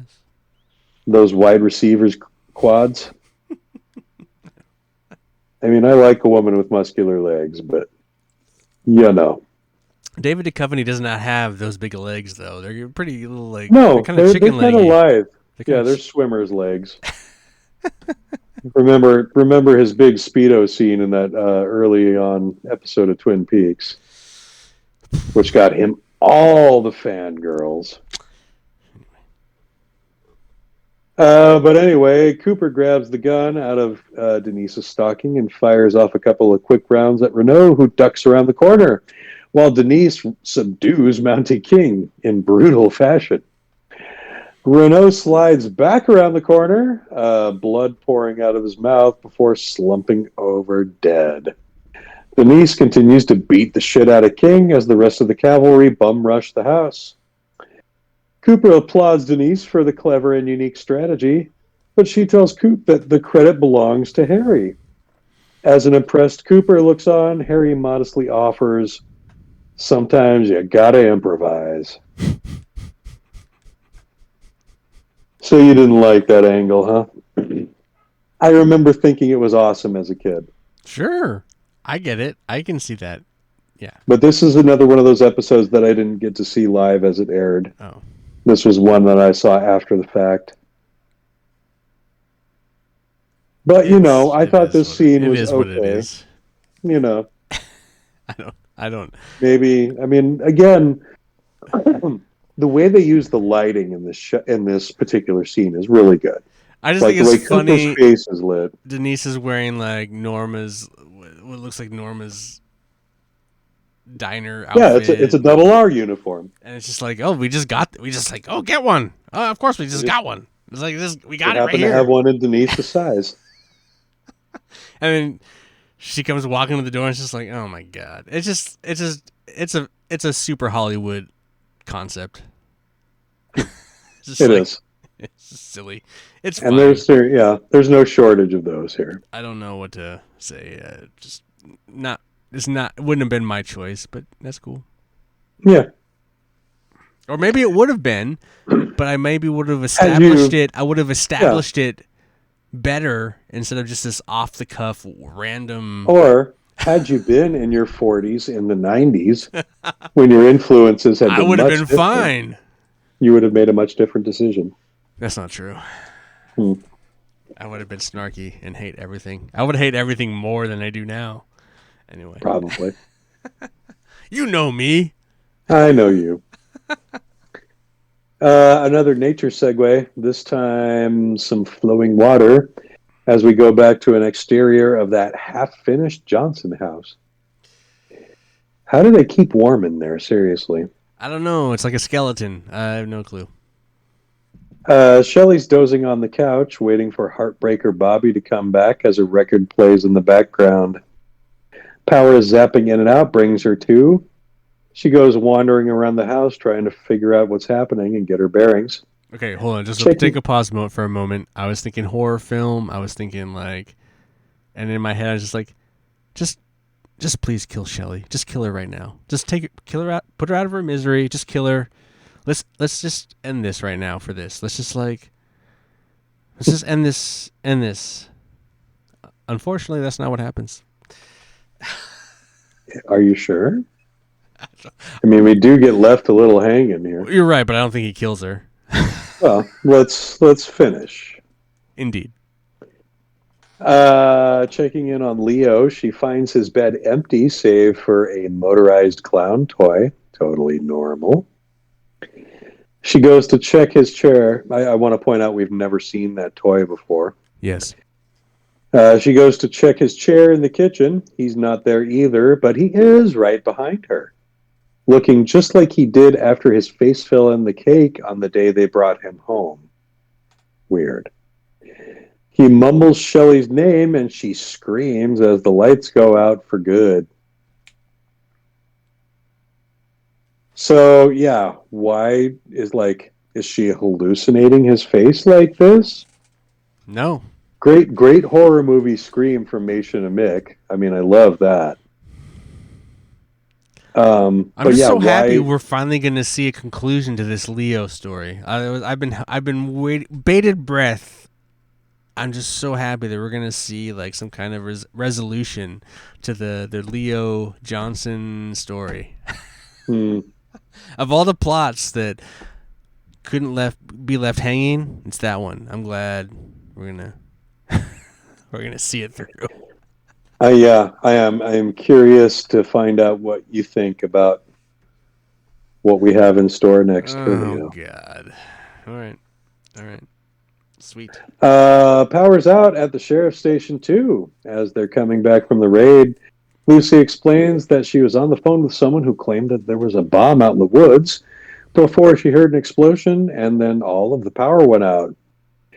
She had to get on the phone with the fire department for a couple of fires in the area. Hawk goes to check on the generator, feeling that something's amiss, and Cooper heads further into the station to explore as Lucy offers Harry some more details. Okay, hold on a second. So Mhm. this was interesting because I felt like Leo being alive was enough of a cliffhanger to end the show. Mm-hmm. Oh, and the fact they didn't But end the show was like, oh, okay.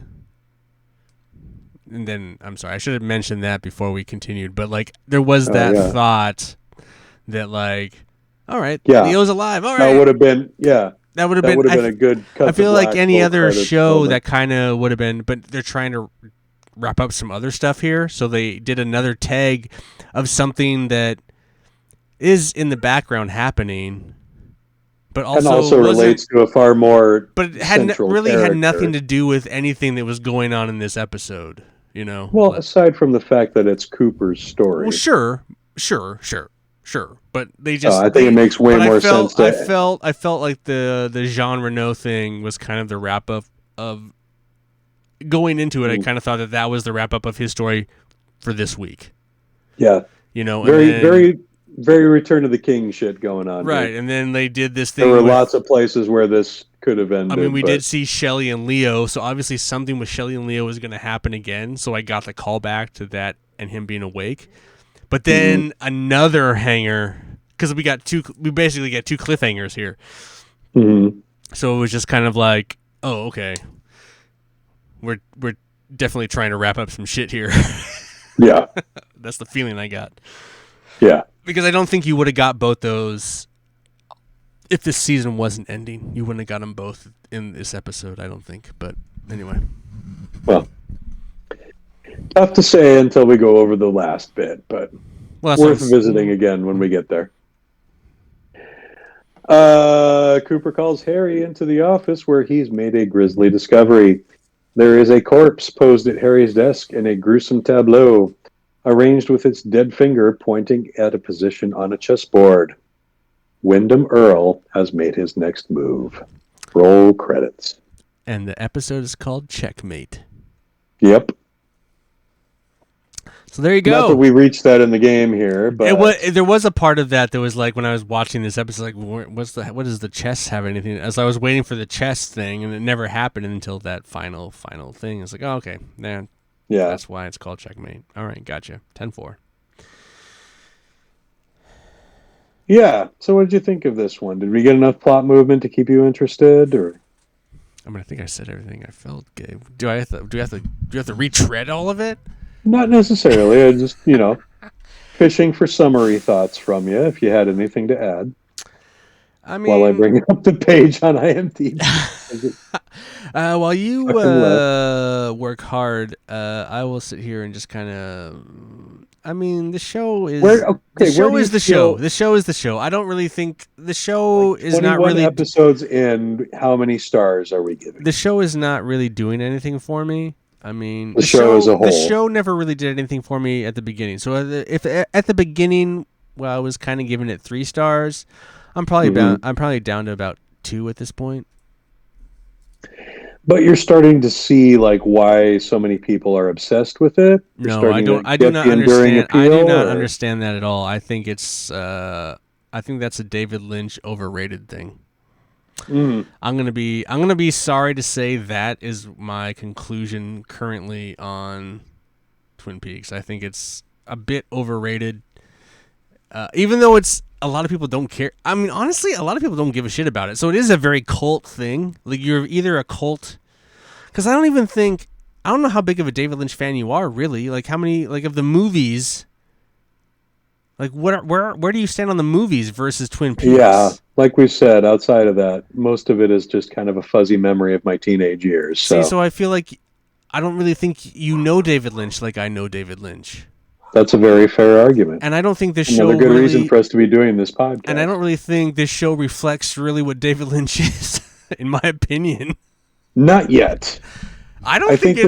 Currently, I still don't the think. I mean, return absolutely there's will. definitely David Lynch themes. Oh, sure, the return, sure, because it is a David Lynch thing, 100%. I get that, but like this show, the show that created this cult following, is.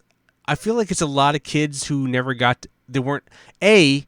You probably weren't allowed to watch David Lynch films because a lot of them are probably rated R, except for True. the ones that like Dune that you're like, what the fuck is So this this was about? just It's a mess. Like, what this was is just this? Lynch's way to reach a PG audience. Right, but then it's not. It's like it's such diluted Lynch. Like in my, it's so diluted.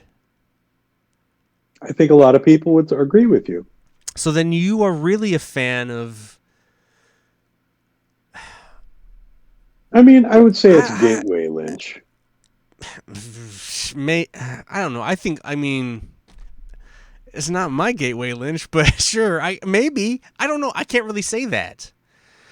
I like my gateway Lynch was Dune. I think Dune is what made me want to watch other David Dune is Lynch. definitely the Lynch film I've watched the most often, That's the which first he would thing. probably hate That's to the hear me first thing say. I've ever saw of Lynch was Which Dune. again is diluted Lynch. Well, sure, That's Lynch under severe studio distress. So sure, but it's still a lot of Lynch. It is it a is. lot of Lynch.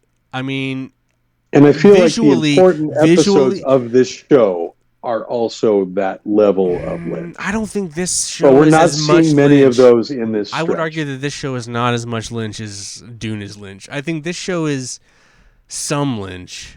There is definitely some Lynch stuff going on in here, and it definitely had and the people definitely like to carry the Lynch themes, Mm-hmm. but I don't think it's never really creepy. It's There's some unsettling. there's some little unsettling stuff in. It's just a lot. It's just Chiefly in the scenes in the Red Room, which are if I had 100%. never seen Lynch and then I watched this, I'd be curious maybe. But having the background I have with Lynch and then seeing this, I just think like this is not really Yeah, Lynch. yeah, I can I see it being a big letdown in that regard, mean, for sure. I saw Blue Velvet before this. I mean, I've seen all. I mean, Blue Velvet is arguably his like greatest film. You know, and that is one of the most fucked up things you'll ever watch. But it carries also a lot. Eraserhead is Well, Eraser is also fucked up, but right. it carries a lot. Both those films, they carry a lot of this kind of stuff in it. Hmm. This kind of like normality that then he twists, and I think, but like, Or Elephant Man, even for that matter. but see, those people have seen his films. All these people that are working on this have seen those, and so they're trying to also ape that a little bit. You know, Yeah, so I don't know what to say. It's just it never really comes across to me as Lynch. I just know that Lynch created it, wrote some of it, directed some of it. Is even in in it. the pilot, He's in like the. even the He's stuff he actually not directs. Though, really. I feel like there's some episodes that are directed by other people that are more Lynchian than the stuff he does. Hmm. It's. Well, That's fair enough. I mean, like there's like I think we talked about it earlier, but like when Quentin Tarantino directed that episode of ER, it never comes across as an episode that was directed by Quentin Tarantino, except a couple little scenes where he's being cute. But like mostly the show is still the show outside of itself.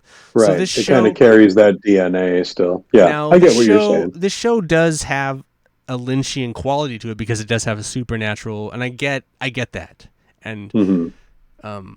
it has a Lynchian quality, but it's not. It's never. So I am excited to see Return because that'll be 100% Lynch for the most part. Like that is, Well, I mean, and what he would have hoped that Twin Peaks would have been from the outset. actually, now if we look at it truthfully, the only Twin Peaks that is 100% Lynch is Fire Walk with Me, Okay. because Mark Frost also helped write The Return. Lynch directed every episode of The Return. So he was behind the camera for every episode, but there's a lot of Frost influence in The Return as well. All There right, is Frost did not participate in Fire Walk with Me at all. okay, but like also wasn't like I mean ultimately Twin Peaks was a Frost Lynch concept, right? Like they always kind of did that, wasn't that? Combined concept, yeah. But there was I read an interesting like a summary of a press conference that Lynch did where someone asked him about the supplemental books that Frost wrote. There's the Secret History of the Twin Peaks, and then there's the Twin Peaks: The Final Dossier. Right. So somebody asked him like what he thought of those, and he said, "I don't know, I didn't read them. That's Mark's version of Twin Peaks." So like, I guess like a lot of the mythology, I don't know how much of that they share together versus, because I know like Lynch's thing is to leave things mysterious and leave them open to viewer interpretation. Okay, well so then, I like think, but then here's a thing here's a idea that run across you. So if Twin Peaks is Lynch and Frost, yeah, and then those books are Frost's idea of Twin Peaks. So is Fire Walk with Me Lynch's idea of Twin Peaks, and then The Return is about Return is the return of the Lynch and Frost Twin Peaks. Like it's Twin Peaks is Lynch and Frost. It's not like we should never think of it as a Lynch product. We should always think of it as a Lynch and Frost product because they're the two guys that created it, and it's kind of a shared universe where those guys have created. And so like maybe when did those books come out? Was that along the same time as Fire Walk with Me? it was actually shortly before The Return. Okay. One was right before The Return, and one was after The Return, and actually kind of helps wrap up some loose threads that are left after that as well. Oh, interesting. Right. So So you guys are friends. They love each other, but they also just like to fuck with each other. Well, but I think they love each other. They live this shared idea of theirs, but they also fundamentally disagree on how much of it they should share with other people, I guess, or in what mediums. Lynch is a visual guy. Frost is a word guy. It's funny though. It's television has a way to be able to marry those two together in very harmonious ways. But then there are also sometimes things that you can only express visually. There are sometimes things you can only express in words. I don't know. Yeah, it's tough to say. And we're definitely going to dive deeper into that supplemental material at a later date. We can't really do it yet because there's a ton of spoilers, particularly. We're going to do an episode where Gabe just reads like 3 chapters of the book, and I'll just kind of listen. Oh, yeah. I've got a very soothing voice. You do. You could totally do it. Yeah. We could sell this for ASMR shit. That'd be great. Yeah. But yeah, so this particular episode, we do wrap up a couple of storylines. And that means that we're going to say our final farewells to a few actors. So we're going to start doing a quick series wrap segment here. Uh-oh. We're not going to get many of these, but we're going to get a pretty fair-sized one this week. So, this week we see our final episode. So this is a series wrap for Michael Parks as Jean Renault. Well, he got killed, so yes. Of course, but Death isn't always the end in Twin Peaks, as Laura has shown I us. wouldn't have killed him. That's the other thing. I was like, I wouldn't have killed him yet. Why? Why does he have to? Anyway. Anyway, naturally, this is also our final appearance from Gavin O'Herlihy as Mountie King. We hardly knew you, Eric Thorberger. Eric. Uh, Eric. Eric. Eric, Eric. Airk, Eric. is how they spell it in the novelization. You read the We novelization? also, oh yeah, dude, I was Did you obsessed with really? that movie as a Oh kid. shit! I was obsessed with it too, I but I must, ain't gonna fucking read the book. I must have checked it out from the library like 3, 4 times. Final appearance from James Booth as Ernie Niles, the professor. What becomes of him, we wonder. I'm not even sure if that gets mentioned in the supplementals. We'll find out. And I am very sad to say that this is also a series wrap for Denise Bryson. David Duchovny makes his final appearance here. Now, I will say that when I say series wrap, this is only for the OG series. Oh. This is considered a separate series from The Return, so I will not say if or which of any of those characters may So or may you just not confirmed. make an appearance It is in interesting The though. We don't Return. really get. That's kind of sad because we don't really get kind of a cool closing with him, like a final, like we did with Albert. I mean, I don't know if Albert's coming back, but like that final scene with Yeah. Albert and Truman, and like they're kind of sitting there and they just kind of talk about the humanity of man, and Mm-hmm. like if I don't know, does he come back? I don't remember. I don't know if he comes back or not. But like We do see, I think if he doesn't come Albert back, is that's a in at least one, maybe two more oh, okay. episodes. Because that's just like a like if that was his final scene, it's like that's kind of really poetic final scene, and it's like Denise, Dennis, they don't. It's just kind of like okay, it's over. Yeah, It's kind of too bad. yeah. You don't really get like a denouement with her, It would have which been is kind of sad. right. It could have been cool, like have a little bar scene again, and then a little chatty and Yeah, a to little have them all together, like celebrating a a little successful. flirty or something. I don't know. It would have Yeah, been good. having a drink together at the roadhouse when the power goes out, and then that's when they all rush back to the sheriff's station or And something like that's that. on you fucking writers. Like I would have done Right? it and you Yeah. guys didn't fucking do it. Like anyway. Maybe they decided it wasn't necessary It's for the totally plot. necessary. Character development is always necessary. I agree. Plot is not necessary. You I can mean, explain so much shit God damn off in like 2 seconds. Character development over plot.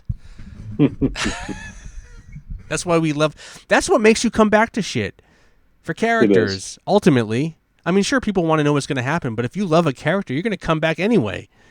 No, that's yeah. When you care about a character, Mm-hmm. that's what keeps you coming back.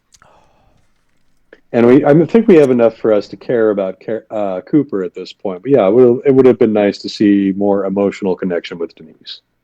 But Yeah, 100%. I think what we did get was of super high quality, makes it very memorable. Like I said, Denise is probably one of my favorite guest character in the whole run of the series, and we only see her appear in 3 episodes. But So even she how I definitely don't know. makes the most of her time. I'm assuming in the next episode they kind of clear Coop of his. Do they do that? It doesn't progress necessarily that quickly. Oh, because I feel like that's where Yeah, Denise would be a spoiler part of alert, that. yes. Like Denise is like, oh, I found this and this is like this is like the I don't know. I feel like Well, whatever. let's not forget that she works for an entirely different agency.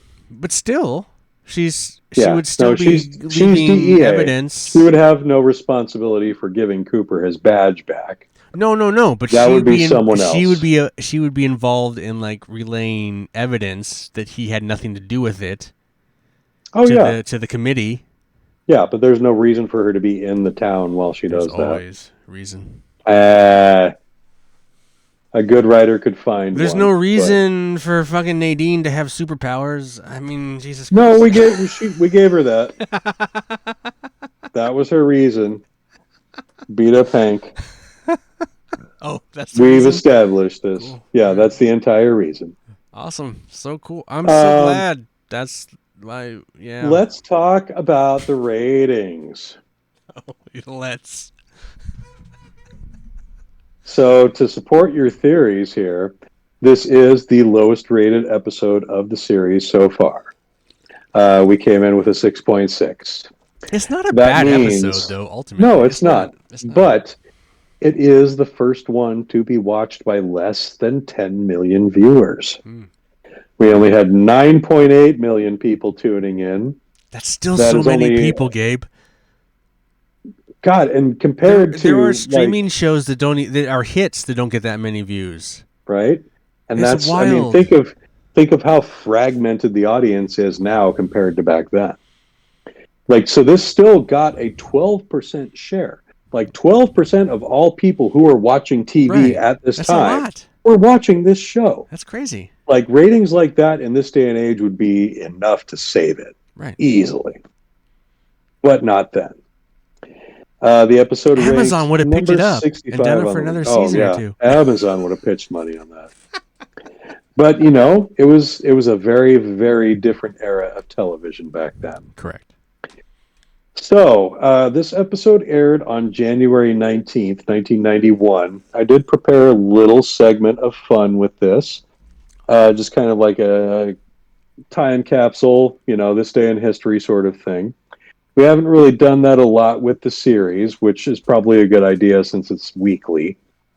But, you know, we've got a good time here to jump in, and I had a little extra prep, so here we go. Let's do it. They did have a little competition from cable this night. This episode aired at the same time as the 48th annual Golden Globe Awards. Let's see here. Do you want to guess what won for Best Picture? The In Golden 1991? Globes Yes. in Now, this is for 1991? stuff that came out in 1990. 1990. Right. This is celebrating the year of cinema, 1990. Year of cinema and television, 1990. Jesus. Would you like me to read you the nominees? Just name me a nominee that was the least likely to win. Least likely to win? Which one when you're reading the list would you think is like Well, that? there's two of them I don't even know. Okay, read the two you don't know. But let's say the least likely to win would probably be The Godfather Part 3. Okay.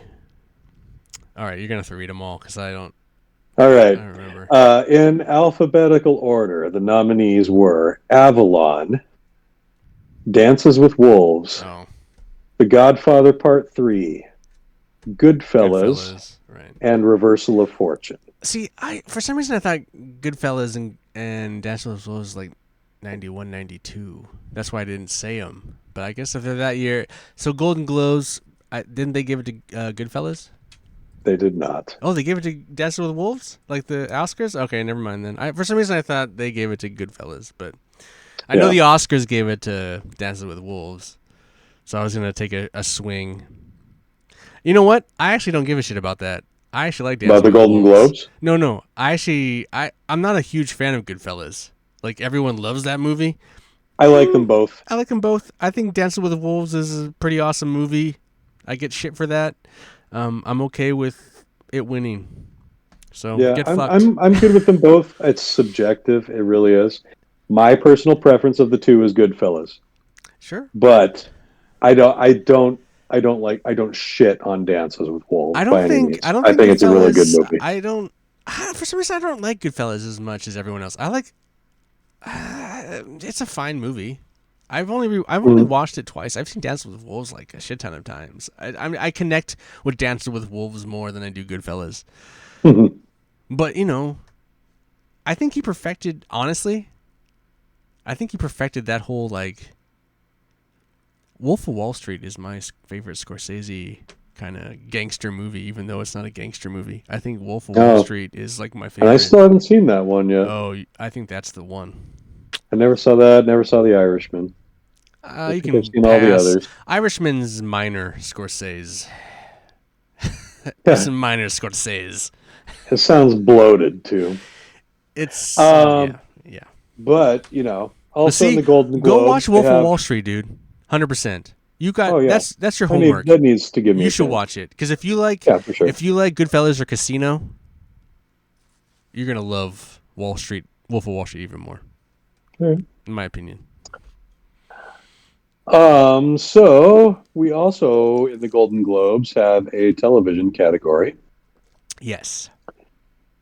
So let's scroll our way to that. And this show like won What? 3 Golden Globes, right? Which show? Twin Peaks, Yeah. the show we're covering right now. Yeah. Well, yes, Ian. Yes, it did. Um, let's see if you can name what won for best drama television series in 1990. I'm gonna go with Twin Peaks. That is correct. Twin Peaks won the drama award this night.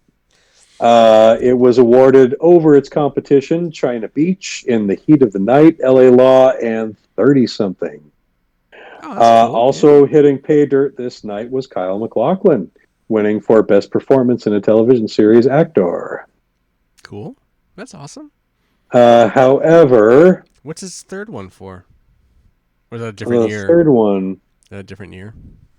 it may have been a different year, or let me look ahead. Is there writing in this area? It says there's 3 wins for Twin Peaks that night. Oh, here we go. Piper Laurie won a Golden Globe that's for right. her role as Catherine Martell. I actually knew that. Her competition was Faith Ford and Murphy Brown, because supporting actor or actress includes both the drama and comedy categories in the Golden Globes. Being racist is so brave. Right, yeah. Faith Ford and Murphy Brown, Marg Helgenberger in China Beach, Park Overall in Empty Nest, and Sherilyn Fenn in Twin Peaks. That's wild that she won an Oscar or a Golden Globe. That's wild. For season 1, and I'm telling you, it was that speech with Pete that won her that award. That's cool. Those were the days where a single episode could win you that. That still happens today, but now they have like guest Emmys, I guess, not for Golden Globes. Yeah. But Emmys, they have like best guest appearance, and for one episode you can win. Dominating the box office on this date. See if you can name this one. What was number 1 at the box office on January 19th, 1991?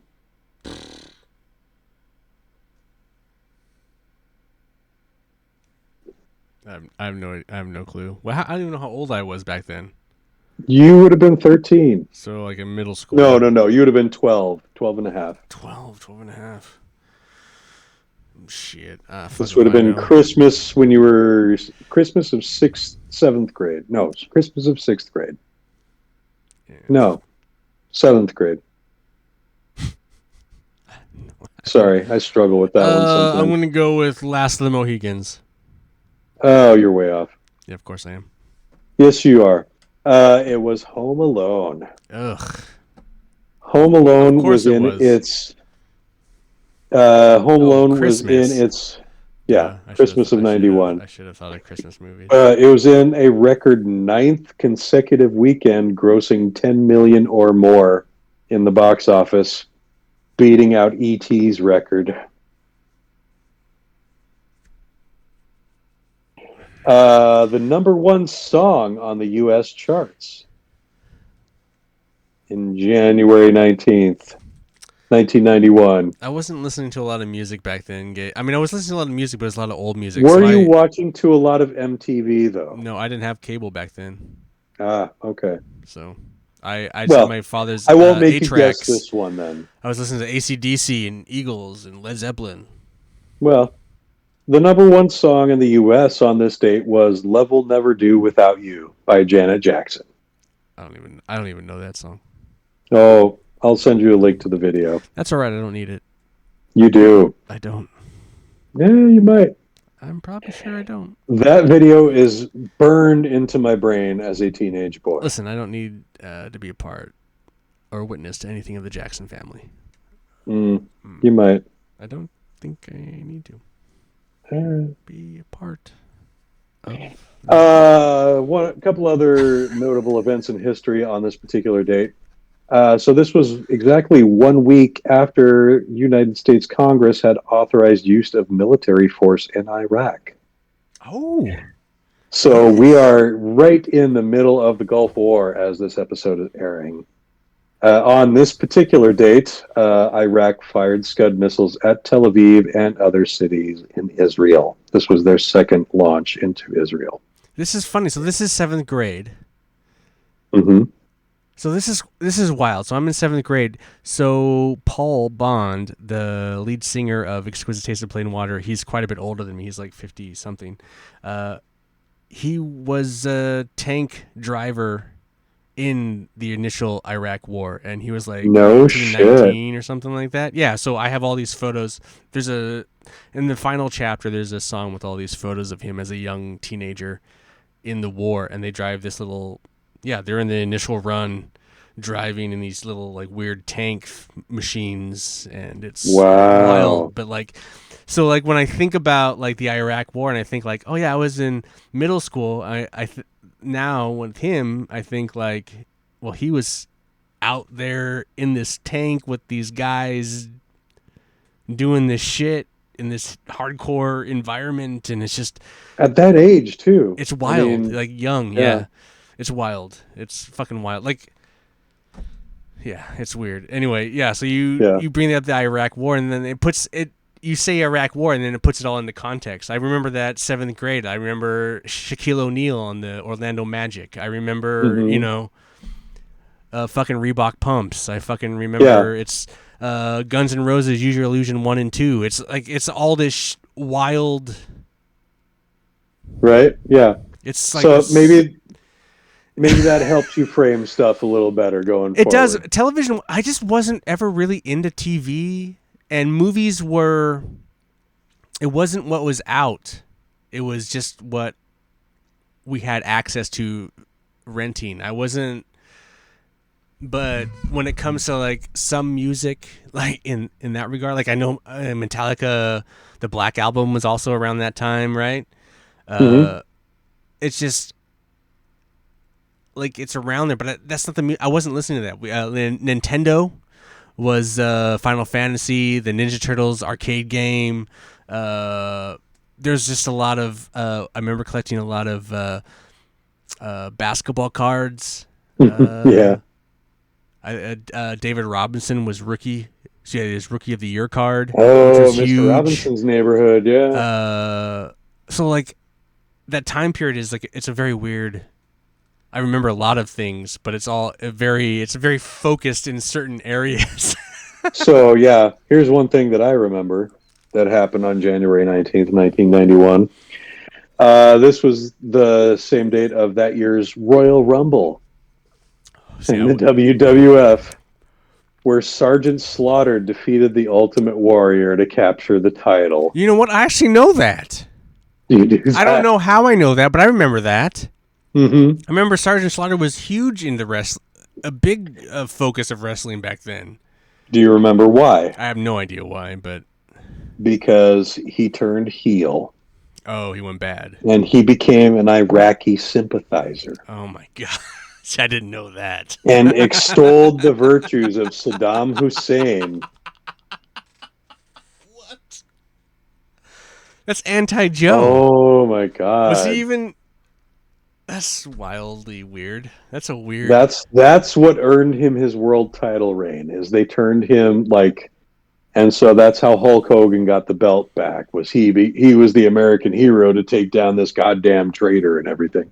Because also Terminator 2's that year, right? 91? Yeah. Yeah. That would have been the summer of 91. Summer of 91, but like that's leading up to that. Yeah, okay.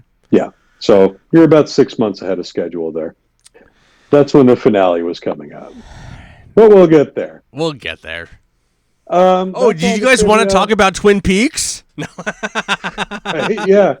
Instead of just our memories of the 90s and being 13. Anyway. We're going to save that for after the show, folks. Maybe we need to start doing our post show, like The Talking Dead or whatever that shit is. Oh. Peak talking? Farting blankly? I don't know. Farting blankly. No, farting blankly. Yeah, so that's what I got for this week's episode. That's all the details from me. It's a massive episode. Even though we were 15 minutes late, we still hit 2 hours almost. So yeah, we put in a lot of good stuff this week. I I had mean, fun with that pop culture capsule right there. yeah, right. I think that added a lot of perspective to what we're seeing right It's now. always a lot So of fun to go back to and kind of like try and remember where you were at that point, you know. yeah, I was looking up this week's Simpsons episode, but apparently it got preempted for something. I would assume an NFL playoff of some sort, given the date. I was probably still watching Simpsons back then. Back then, It was only season two. I would hope exactly. so. You know, I mean, I was The more one into that Ninja aired Turtles, but the whatever. one that aired the week before on January 10th was Bart gets hit by a car. I don't know if I remember that one. That was where like they sue Mr. Burns for hitting Bart with the car. See, like you have a like a I'm a Simpsons encyclopedia, yeah. so I am not like seasons 1 through 15. I claim no great knowledge of anything past that. sometimes I felt But like anything up to that point, I'm pretty solid. sometimes I felt like I'd watched The Simpsons and I always felt like, am I missing something? Maybe I I just mean, you're not into the absurdism. right. Like, you don't like Monty Python, you don't like Tim and Eric, so yeah, I think you are. If you can't appreciate that level of humor, then there's going to be an element of The Simpsons that's lost on you. There you go. There you go. So take I that mean, for what it's worth. I don't hold it dear to my heart. The Simpsons, I don't. Yeah, it's not something I. For those watching at home, and for you who has yet to visit my new apartment, I have a Simpsons themed bathroom. Oh, that's cool. It is cool. I haven't seen it. Uh, no, you haven't, because you haven't been over here yet, Dick. Can't be bothered. Oregon? That's a real long fucking drive right there. I've been to your house. But like we discussed earlier, we're going to bring him out here for the Fire Walk with Me and Missing Pieces episodes that we plan on doing Or am I going to bring during him our out here cinematic venture. so we No, can you're record gonna, and him? you're going to bring me out there for Mulholland Drive and Lost Oh, there Highway. we go. Yeah, that was the deal we made. Is that the deal we made? We did. I forget which episode we made it in, but we made it. So anyway, we're going to wrap things up for tonight so we can talk about non-Twin Peaks related shit. But we thank you all for joining in and watching us. You know, before we go, I do want to give a particular shout out to one of our Instagram followers. We haven't gotten any comments, but Gary O'Brien, who goes by the username Gary the Yield O'Brien, has been very frequent to like the posts I put up about our episodes. I couldn't tell you if he's one of our YouTube viewers. You might have to check on that, or our Spotify stats. But you've been very supportive on social media, Gary, and I want to say thank you to that. And I hope you tell all your Twin Peaks friends about our podcast and share us to other listeners, viewers. We'd love to get bigger. We'd love to hear from more people and to broaden this discussion that we have. I also want to say something really quickly, Gabe. Yeah. Usually there's two people in the Twitch chat, and it's usually two people. Those two people are me and another me, like a me and a pseudo me. There are three people in the chat. There's a lone person hanging out in the chat right now. Oh, goodness. They haven't said anything. I don't know if they like the show. I'm talking to them. We don't know if they even still have their headphones on. I don't know what's going on, but we got, it's very, we did have who is that friend of yours that we had pop in? That was my friend Caleb. Caleb. Caleb Yeah, never came old back. high school buddy. I clearly I offended him deeply, and he never came back. I doubt it. Caleb's a super busy guy. Oh, Caleb, come back. Caleb, I was come back. genuinely flattered that Caleb joined us for an episode. Caleb's a good dude. I like him a lot. Caleb, come back. Anyway. No, Anyway. who was the other guy? I'm sorry. Gary? Gary, yeah. Gary was the one I was discussing earlier. I haven't read those posts because Gabe doesn't share that stuff with me. But you follow the account. You can see everything I post. You could mention, hey, this guy is okay. All right. Gary, That's what I'm though. doing right now. Now, on the show, he's calling me out. It's like, hey, you didn't read the posts? Well, no shit. You didn't tell me about the post, Gabe. You admitted it before I called you out on it. I know, but I'm blaming you, as a good friend does. As a But good Gary, friend Gary, I also appreciate you.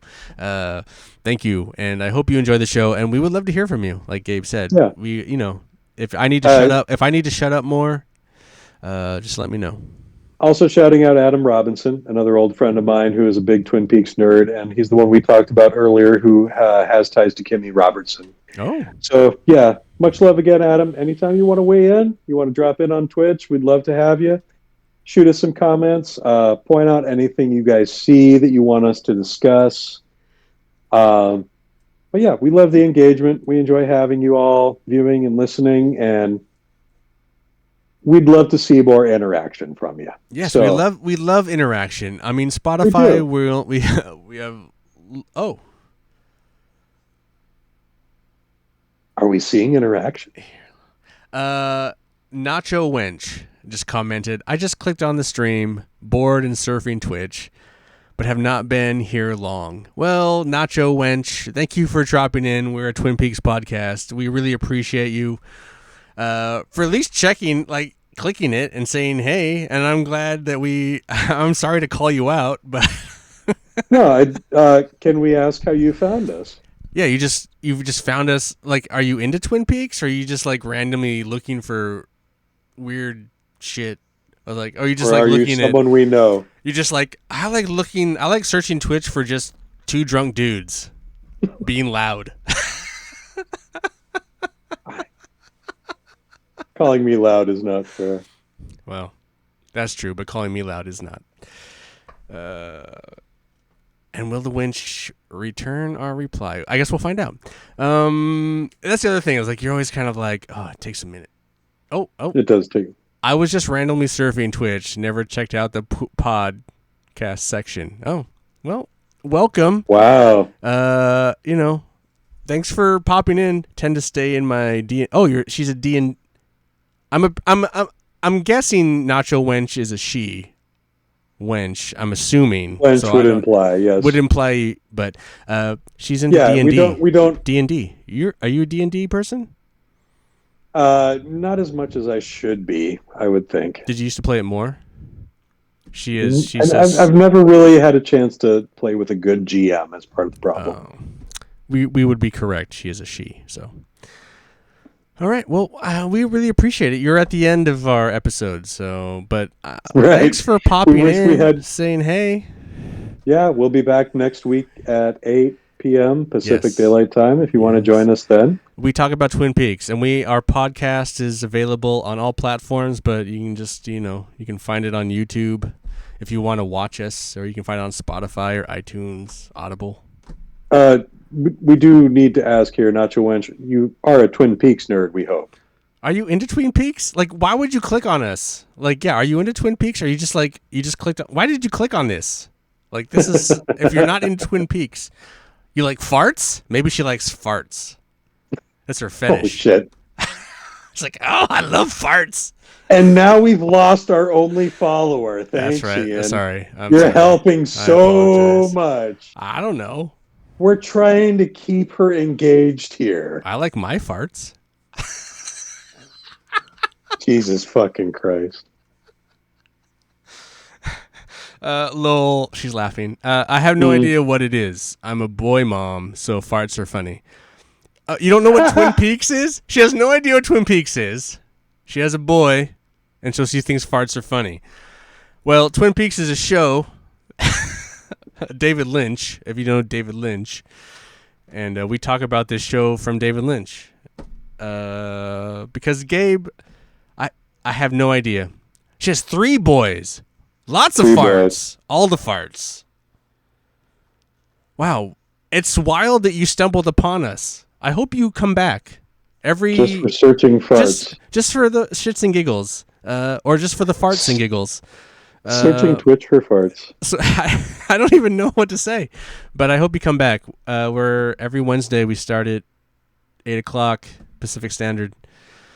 Okay, I will do some homework and try to catch you next time. All right, really appreciate it, Nacho Winch. I'll come and follow you. Actually, I will give Yeah. you a follow, just to Yeah. be. Thanks, Nacho Wench, for popping in. We hope you join us again. And I hope Thanks for popping in. Nice little chat with you. We appreciate it.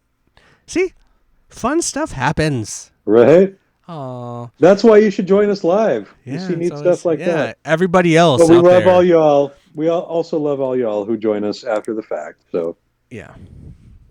yeah. Have a good night, Tune in Nacho next Winch. We'll week. see you later. Things are producing around. All right, And let's thank wrap you this all up. to everyone Yes. else. Yeah. Gabe Time wants to to go. go. Gabe's gonna turn into a pumpkin.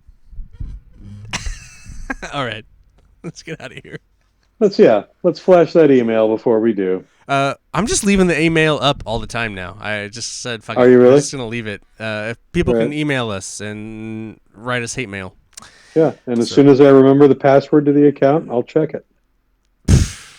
All right. I thought I knew it, but I was wrong. Cool. So Thanks, I'll Gabe. try it again. Really letting us down. I know. We could have a whole segment about reading email. I don't, at this point, I don't think we would get an email from anybody who wouldn't comment elsewhere and say, "Why haven't you answered my email?" We probably don't have Or any "I'm emails. not going to comment until you respond to I my hope email." we have like massive emails. Just like all the emails. Dude, it's all going to be spam. I hope, probably. Hey, join us for, yeah, whatever. All right. Hot singles chats. All right. Thanks for tuning in and Yes. enduring our bullshit, everybody. We hope you endure more of it next week. We love y'all. Love you, Ian. We're blank as a fart. And what do? We watch Twin Peaks Oh, yes. and we get drunk and we have fun. And we fart blankly.